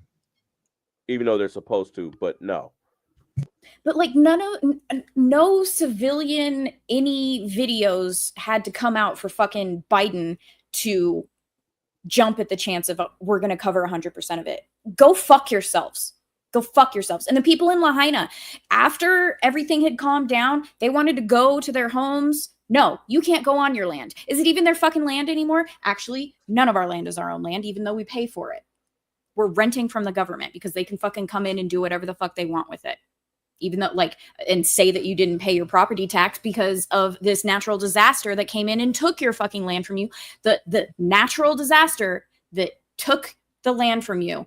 You have no money. FEMA's not going to help you. You're not going to be able to pay the property tax. You still got to pay the government. You still got to pay the fucking government for your land. Oh, wait, it's not your land because they're just going to come in and grab it the fuck up. And you know what? And somebody knows that too, because I also found out today that someone was going around in LA offering people $750,000 for their land. Mm-hmm. So someone's already over there trying to buy up the land that burned down, just like in Hawaii. Bro, I'm not going to lie. I might be an asshole for suggesting it, but if I had a couple mils sitting around I wouldn't use it, I might try some shit like that because you know it's going to be worth a mint in the future, but it's going to cost you an arm and a leg between now and then. Yeah. And the bad thing is if State Farm is gone and is not covering them, if they had State Farm or they don't have any kind of home coverage right now because of the state, they might be forced to take that money. I mean, you're talking about millions of dollars worth of property and you're taking a fraction of that. Well, this is the thing that always gets me is like we get to this place where we depend on insurance to be able to deal with our woes should we have any woes, but then they don't deal with it. They maybe give you a pittance so that they can legally say that they did, but insurance is and always has been a fucking scam, right? Name any other product I might add. That's what this is. This is a product. Name any other product that you were required by law to purchase. Just one. A driver's license. It's not a product. That's tracking registration. Well, in Great Britain, you don't legally have to have one, but in order to be employed legally, you need to have a bank account. That's just a product, and you don't need to have a bank. You can store your own money, but in Britain, you have to have a bank account in order to receive payment from an employer. You're not allowed to have cash in hand work unless you're self-employed and you're doing work for a customer. They can pay you in cash, but if you're employed by someone, then they have to pay the money directly into your bank account. Yeah. So there's probably others at this point, but I'm thinking to myself that the insurance has probably been the one for how long, however long we've had to insure things since at least the 1950s, right? When you buy a vehicle in the United States, which you're not required to own, you don't have to have that, but if you have a vehicle, not only do you have to register that vehicle with the government, right, so that they know that vehicle belongs to you. Right. Yeah. But you also have to, go take a test proving that you can have said vehicle and then are allowed to drive it, which is, again, government issued. And then the government also requires that in order for you to get the license plates that prove that you are registered and legal to drive on the road, you have to go and purchase insurance from an independent third party. The same as I said about being self-employed here. In order to be a self-employed contractor and work out in the public, you need public liability insurance. Yeah. Like they're everywhere. You have to do it. So, and then, you know, like we see in California here recently, like so many people are without the insurance that anywhere else they would have, you know, that they should have had, because, you know, for so long, insurance of all kinds is required by law. I mean, and for a while there, they were requiring health insurance by law under Obama, which was a disaster for a lot of fucking people. But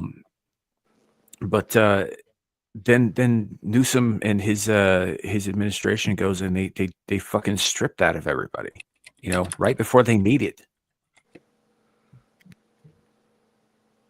You know, there are other issues, obviously, with the water thing. I saw a bunch of people going on about, like, well, they're right next to all this water because, you know, Pacific Ocean, the second largest body of water on fucking planet Earth. Yeah. But and then other people were jumping on them immediately. Well, you can't use salt water because it'll salt the earth. Nothing will grow there. It's like, here's the thing. This is something that I think they should draw attention to. Desalination technology fucking works. Yep. If California had invested in desalination technology in the early 90s, like they had proposed at that time, right? Not only would it have paid for itself 4 times over by now, at least, right? But they would have also had the means at their disposal to quickly get a bunch of water that wouldn't ruin the fucking soil and be able to put the water, the fires out, right? Everything that's happening down in California right now, was 100% preventable. And the people who live there, fuck the government, but the people who live there have their hands tied behind their fucking backs by idiotic policies. You know, like, oh, we got to save this little fish, so fuck everybody else. You know, oh, we don't want to clear the underbrush because that's us interfering with fucking nature or whatever. It's like, no, you guys are being stupid. There's a reason that you do certain things. All right, let me run this one by. This is the reason. In Georgia, we are in a cloud forest where I'm at.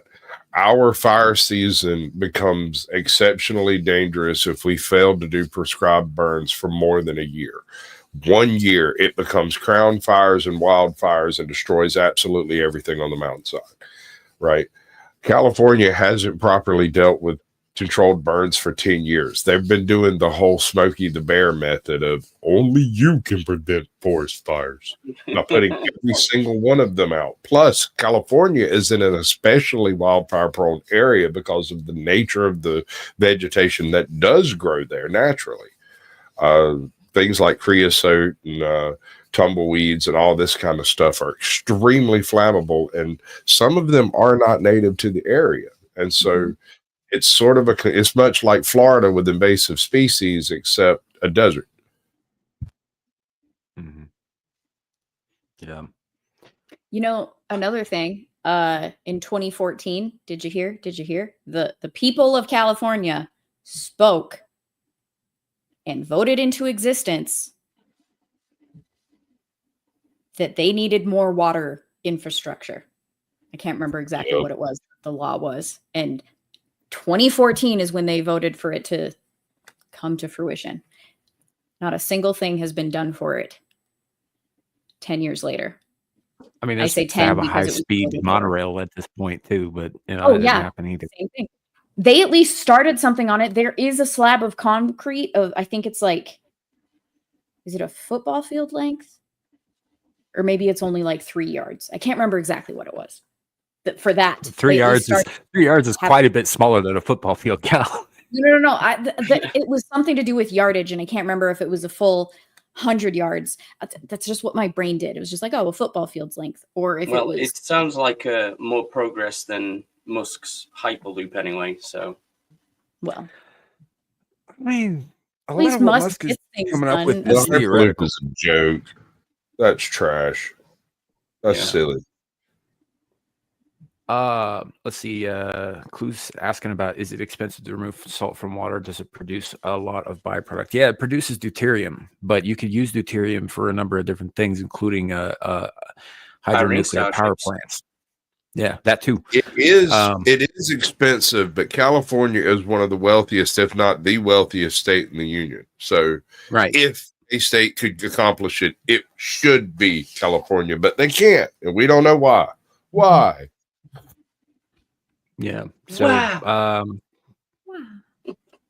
probably because of fucking Well, as an example, the location I go vacation in on a random weekend has its own desalination system built into its water tower.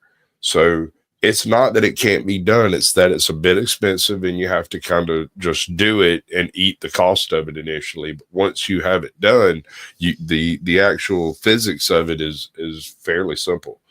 How long until your friend gets told by the government that he can't do it, or he'll be arrested? Who? What? No, this is an island on the East Coast called Edisto Island. They have a municipal desalination, osmosis desalinization. No, so it's a place I go vacation. Osmosis for the win. I mean, natural processes, baby. Yeah. It's one of the simplest and most effective ways of getting clean water. Hmm. Always has been, always will be. That's the thing. If they had only invested in that ahead of time, because it's not like fires were uncommon in California in the 90s either. They weren't. Mm-hmm. You know, they were just like, hey, this is a problem. This might be a bigger problem later. Let's invest in this. Sure, it's expensive as fuck now, but I think it'll be worth it down the road. So we can produce water for more crops. We can produce water to put out fires. We can probably figure out a way to make it a little bit more potable. But so desalinated water is a little tricky in the potable region. But if you're feeding it to plants, that doesn't fucking matter. No. You know. So and what do plants do, right? Plants produce CO2, which mixes in the air with the fucking water, and you get clouds, you get rain, you get condensation, which produces more drinkable water. And oxygen, for that matter. So, like, all of that would have benefited California in the long run, and probably a whole lot of other places too. They probably would have been able to export some of it over time. You know? That's one of the ironic things as well about increased concentrations of CO2 in the atmosphere, is that leads to greater concentrations of oxygen in the atmosphere. Yes. So it means that, okay, the more CO2 you're producing, and provided that you're keeping the same levels of vegetation or better, you're going to get more oxygen-rich air. You're going to get better air than you did before. Well, I mean, not in California, because it'll all smell like poop anyway. Right now, it probably smells better than it has in years, bro. I mean, think about it. It's been burned clean, sanitized by fire, much as Prometheus. Remember what I said about nature? Yeah. I mean, you know, fresh shit or burnt shit. Like, those are your options. You know. Well, once the shit is burnt, it's just fertilizer, bro. Like nature cleaned it out. Yeah. Yeah, it's not even shit no more. It's just carbon. It's just a smudge. Yeah. Initially, Thank you, Prometheus. But no, you're absolutely right there, Abe. It's that's the thing that people who talk about this climate change shit, and they are blaming these fires on climate change in the same way that they blame fucking everything else on climate change. And climate change, of course, they blame on humans. Thing is there has to be a certain amount of CO2 content in the atmosphere, or everything dies. Yes. Right. Everything. If the plants die, we die. So you have to have that, because they drink that shit up the same way that we breathe the fucking air, right? It's a give and take. So, and right now we're in the sweet spot. We're at like what, 0.03% concentration of the atmosphere, some shit like that. And I think 0.04 is the highest it's ever been. Anything below 0.02, and we all fucking die. So we're right in a sweet spot. We don't have excessive, CO2 in the air. It's not killing off things. That's a bullshit lie that they are trying to sell you. When they talk about reducing carbon, they're not talking about carbon, dioxide. They're talking about you. Mm-hmm. Yeah. Your absolutely. body, your carbon molecules, your, very existence. Right. It's just more authoritarian bollocks for people to try and get more control over more people. Right. Which is even dumber, because you know what happens when you kill off a whole bunch of people all at once? they rot. They create greenhouse gases. Yes. It ends up creating the very problem that killing these people was supposed to prevent. It's so stupid.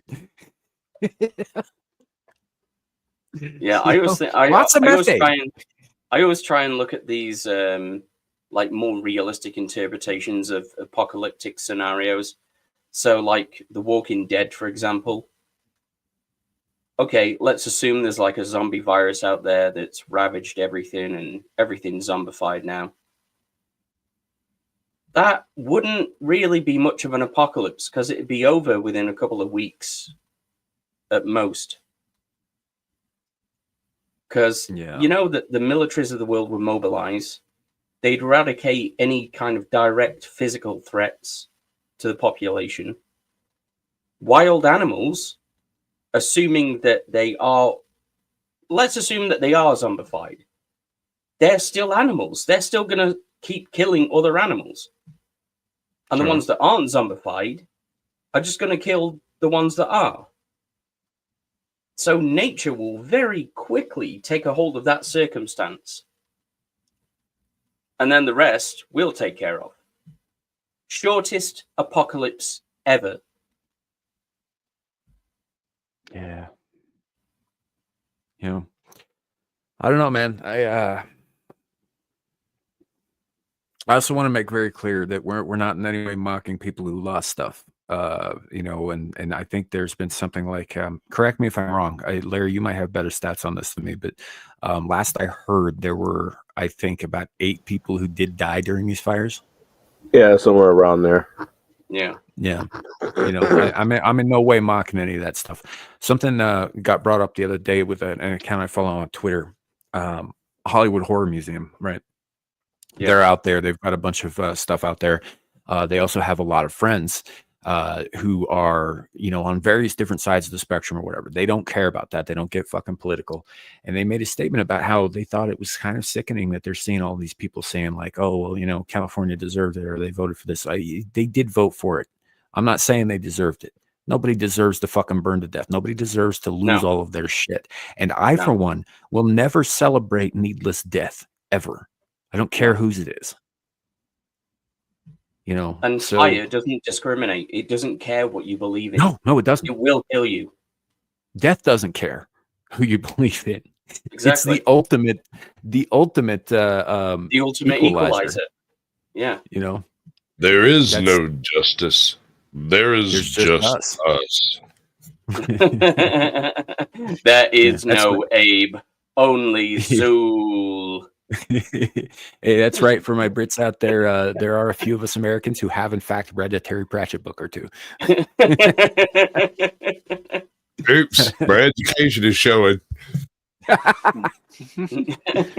No, big fan here. I loves me some Discworld. It's good stuff. But bro, I'm currently listening to The Long Earth right now. Nice. Yeah, I think actually I was reading Unseen Academicals again the other day. Anyhow, neither here nor there. I just yeah, you know, but the long and the short of it is that honestly, I really do hope that things go well. There are a few people out there who are trying to organize supplies for people who need them. There was a restaurant, I think, in a different part of Los Angeles that was not only organizing incoming supplies, but also opened up their parking lot to anybody who needed to camp out there for free. And they would, and offered to provide meals to them out of their restaurant, out of their pocket for free. I mean, there are people stepping up, and this is awesome to see, you know. But these are again, these are not government agencies. These are people who live there. These no government agencies are helping, but they're not stopping people from helping like we've seen elsewhere. Yeah, which is which is good. That's a good thing. I mean, they need to stop that shit over on the other side of the fucking country and let people help people. But it is nice to see that there are people who are stepping up to kind of try to take a little bit of slack. Can I take a controversial jump into the facts of the situation? Is this not the case of a state getting exactly what it voted for? I mean, yes. Which I did say that. But They did is vote that for- something that we care about? Like, I would also say, just as a Long brief term, sure. interjection, is that you can't blame people for being stupid. I do, sir. Yeah, well, you can't really. I mean, well, I mean, you can, but you And I probably do. shouldn't. Like, I don't if they don't bother to do the research, or they just don't understand what they read in terms of policies of politicians and things like that, and they still vote for them without having any knowledge of it, well, I mean, they're probably a fucking idiot. There's not much of a place for them in the world. They'll keep Assuming voting you are for of average intelligence, sir, half of the world is dumber than you are. Yeah. That's Yeah, true. sure. But I'm not going to judge people for that. But I mean, that's. Well, I look at it this way, right? I mean, I most certainly want to. Say you've got a pack of retarded kids on a playground, and somebody keeps rolling the ball out into the street, and every once in a while, one of them goes out there and gets a leg cut off by a passing truck or some shit, right? Yeah, you obviously you want to discourage that kind of thing from happening, and they keep doing it, which is fucking retarded because they're retards. But that doesn't mean that you don't go out there and patch them up. You know what I mean? Exactly. Yeah. I mean, I think the long and the short of the whole situation is it doesn't really matter who you voted for. I mean, yeah, sure, you shouldn't have voted for idiots. You shouldn't have had idiots voting for idiots that resulted in what's happened. Well, California end has of a the day- one-party system, sir. Like there is Well, no opposition that's in true. California. Yeah, but whether So- you're rich or poor, it doesn't matter. You know, this is sure all of it could have been preventable, and it was, but it hasn't been, and it's happened. And people should come together and help each other, and it's good to see that more of that is trickling through, and I hope that more people can get on board with doing that.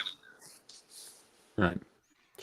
I mean, I would also yeah, hope, in kind, if you're a millionaire and your house has just burnt down, you're one of 8 properties, no doubt, that perhaps you might return the favor to the people who helped you at some point.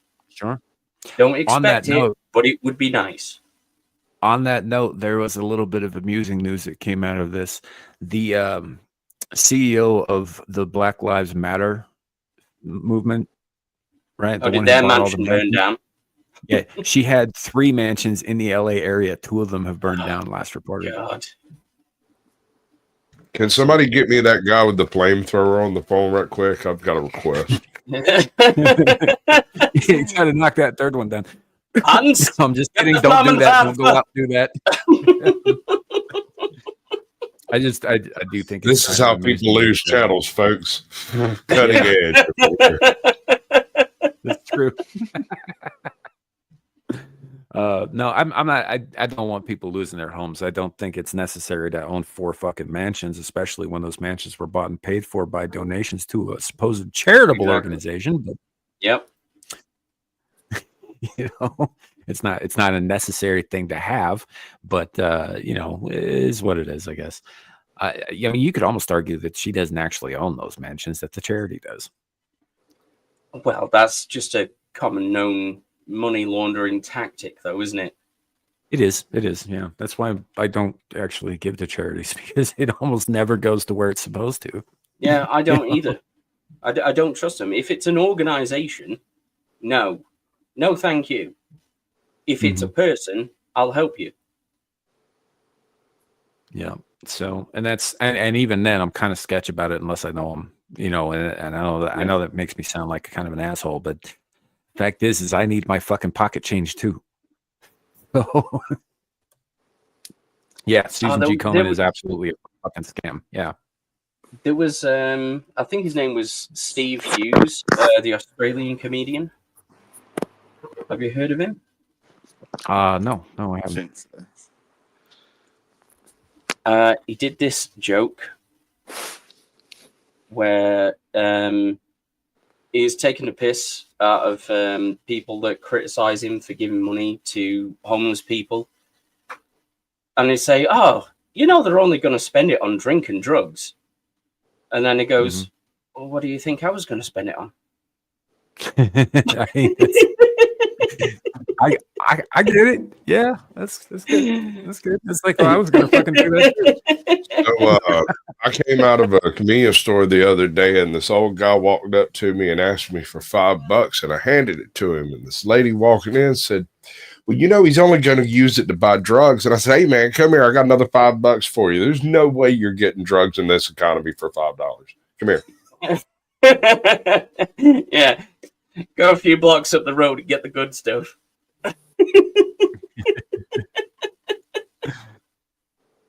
Oh man, that's good. So folks, listen, like, fingers crossed, if you pray, do that sort of thing for people who might need it. You know, I'm not going to be doing that shit, so I'll cross my fingers for them. And if I can find other ways to help, I will. But I won't disclose any of that here. It's just, you know, it's what it is. But you know, I want people to be okay. You know, so yeah, we're gonna. That said, you know, I mean, we kind of saw this shit coming. What with the policies and the underbrush, and the fact that even Donald Trump has been fucking claiming that this is going to happen for the last 7 years. You know? Yeah, the most recent of which was 3 months ago when he was on Joe Rogan. Joe Rogan, yeah, and he was like, "This is going to happen," and here we Hold are. on. I have a weird observation that I'm not sure anybody's mentioned. It's not fire season in California right now. No, it's not. Yeah. Typically, it's later on in the year, late spring. I don't know if that's necessarily Quite. I mean, granted, there are areas that can burn at any point in time, but what I'm getting at is the West Coast fire season is typically midsummer to late August. You know, like July to August type shit. Absolutely burnouts. Yeah. Yeah. It's blue laser season, though. That's why I have a blue roof on my house. I ain't even gonna lie. Yep. And you know what? Yeah. Here's the code: buy the most expensive tin and the most expensive paint. You will end up with a blue roof. That's true. Nice. Crack the code. So, yeah, I think, folks, we're probably going to bring the show to a close at this point. I think we've had some pretty good discussions for the most part. Tried to keep it a little bit lighter, even though the topics are pretty fucking serious. Before we do, though, I do have one last thing to share with everybody. It's called The Dark Side of Nature. It's something I found earlier today, and I think is pretty intense, right? Since we were talking about that earlier, bro is just wearing another. Oh yeah, I was thinking about like that a the other fucking day. hat. Yeah, Look at this guy. He just, when you say trophy buck, this is not what you typically mean. Yeah. He's just like, yeah, it's fine, whatever. I want you to think back on what this deer has gone through. He locked horns with another opponent that he could not defeat initially and got tangled, but then beat him loose from his skull against the ground and other trees by shaking his antlers back and forth. Yeah. Eventually, he reduced the body to nothing but what's hanging there and walked away with it. A bouse. Yeah. I was actually in hospital. That's a pretty nasty tear. I was in hospital yesterday, and for some reason, that video came to mind. And I started thinking, okay, so the point of these battles is to beat another male so that you've got mating rights with other females. But what female is going to want to bunk up with a male with another male's head hanging off theirs? You've clearly never been in the true crimes community. And then I started thinking, well, then again, there are human women who write love letters to serial killers who murder specifically women and who profess their love for them. And I thought, nah, he's probably fine. Well, and the other part of that is it's kind of like a survival instinct as well, to get rid of the body, like the heaviest part. because if you don't, you could, depending on where that animal defeated the other animal, if he can't get away from that animal, it attracts predators like wolves or mountain lions to come to that food, and he would then become food because he is prey to those animals. Hear me out. So the wolf hunts this guy down and finds another skull of an animal that he was planning on hunting attached to this was skull. Mm-hmm. I might not hunt that one. Just think that he's going to be wearing the skull of his enemy as a crown. I mean, just think about it, man. Is He's walking around with this thing on his head, and you know what that says to a predator? It says that was his friend. Right? We were equals. We were peers, and I wear him as a crown because he's lost. He's a loser. Yeah, that's like walking around with a great big sign around your neck saying, "Come at me, bro."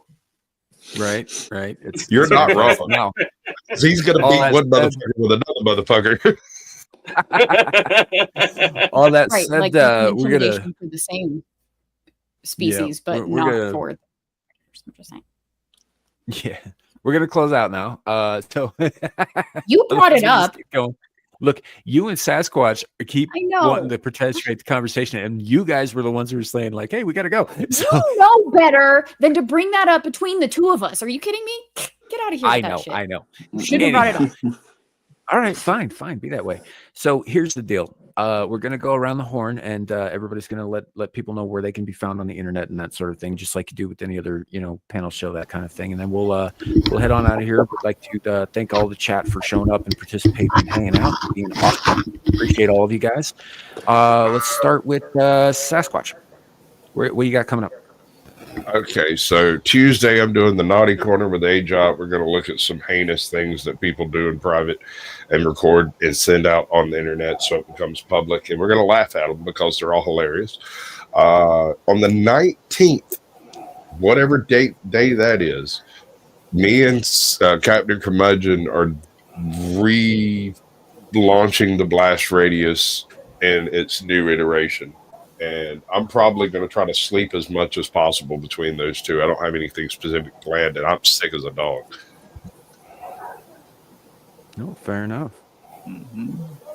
All right. Kenzo, do you have anything you want to promote? Anything you got coming up? On Wednesday, I'll be with Mr. Grant Gregory and Liquid Blake over on the Full Aussie channel for the Happy Hump Day stream.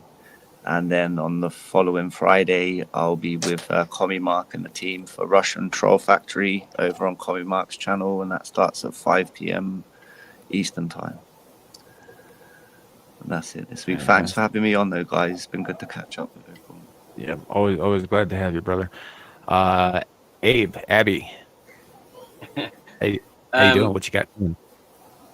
Well, as usual, you'll find me on the Wednesday Hump Day Chinwag on Tumbly's channel. That's the real Tumbly Booze.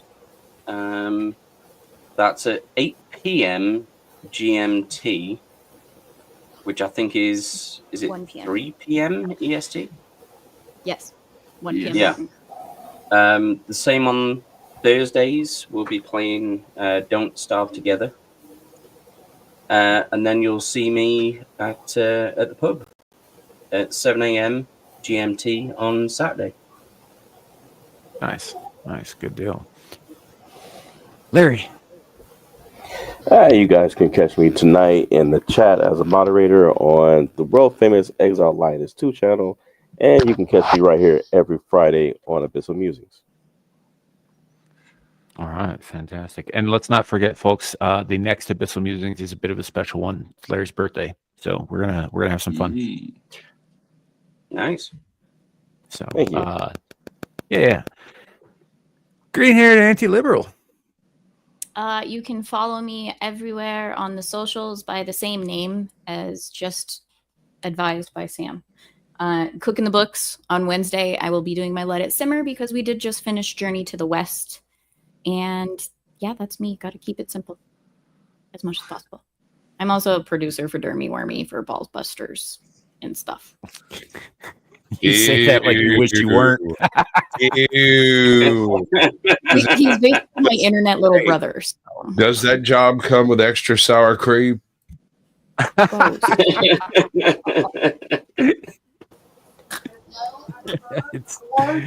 It's like sour cream that's been left out of the fridge too long. Chunky. All right. Well, that brings it around to me, I guess. So, like Larry, I will be over on Exiled Lioness 2 later tonight. If she goes live later in the week, we might jump in there, work permitting, but it's a whole schedule thing for me. Otherwise, you can find me on Adam the Renaissance Nerds channel on Mondays for Mellow Mondays. Back here on Samuel the Infamous next week for Larry's birthday stream. We're doing Abyssal Musings. There'll be games. We'll have a couple of guests. It'll be a party. So come on by for that next Friday. And then over on Beelzebub Hub for Beelzebub Pub alongside Abby and Gal here. And then right back here next Saturday for Screaming Into the Void. Hopefully next week we'll have some more fun topics. Thank you all. I hope that we've helped make the void a little bit less infinite today. Right. So, but yeah, thank you all for being here. Everybody on panel, you're awesome. Links in the description below, except Abby's, but I'm going to fix that after the show. Abe. It's Abe. It is Abe. We've just been calling him that because it's only Abby on the pub. Well, if we call him Abe, then we have to talk about the former Japanese president, the assassination, who got shot in the gun. So anyway, yes, thank you all for being here. Everybody in chat, you guys are awesome. Appreciate all of you, and remember out there, it could always be worse. It could be raining flaming cobras. Good night, everybody. Peace.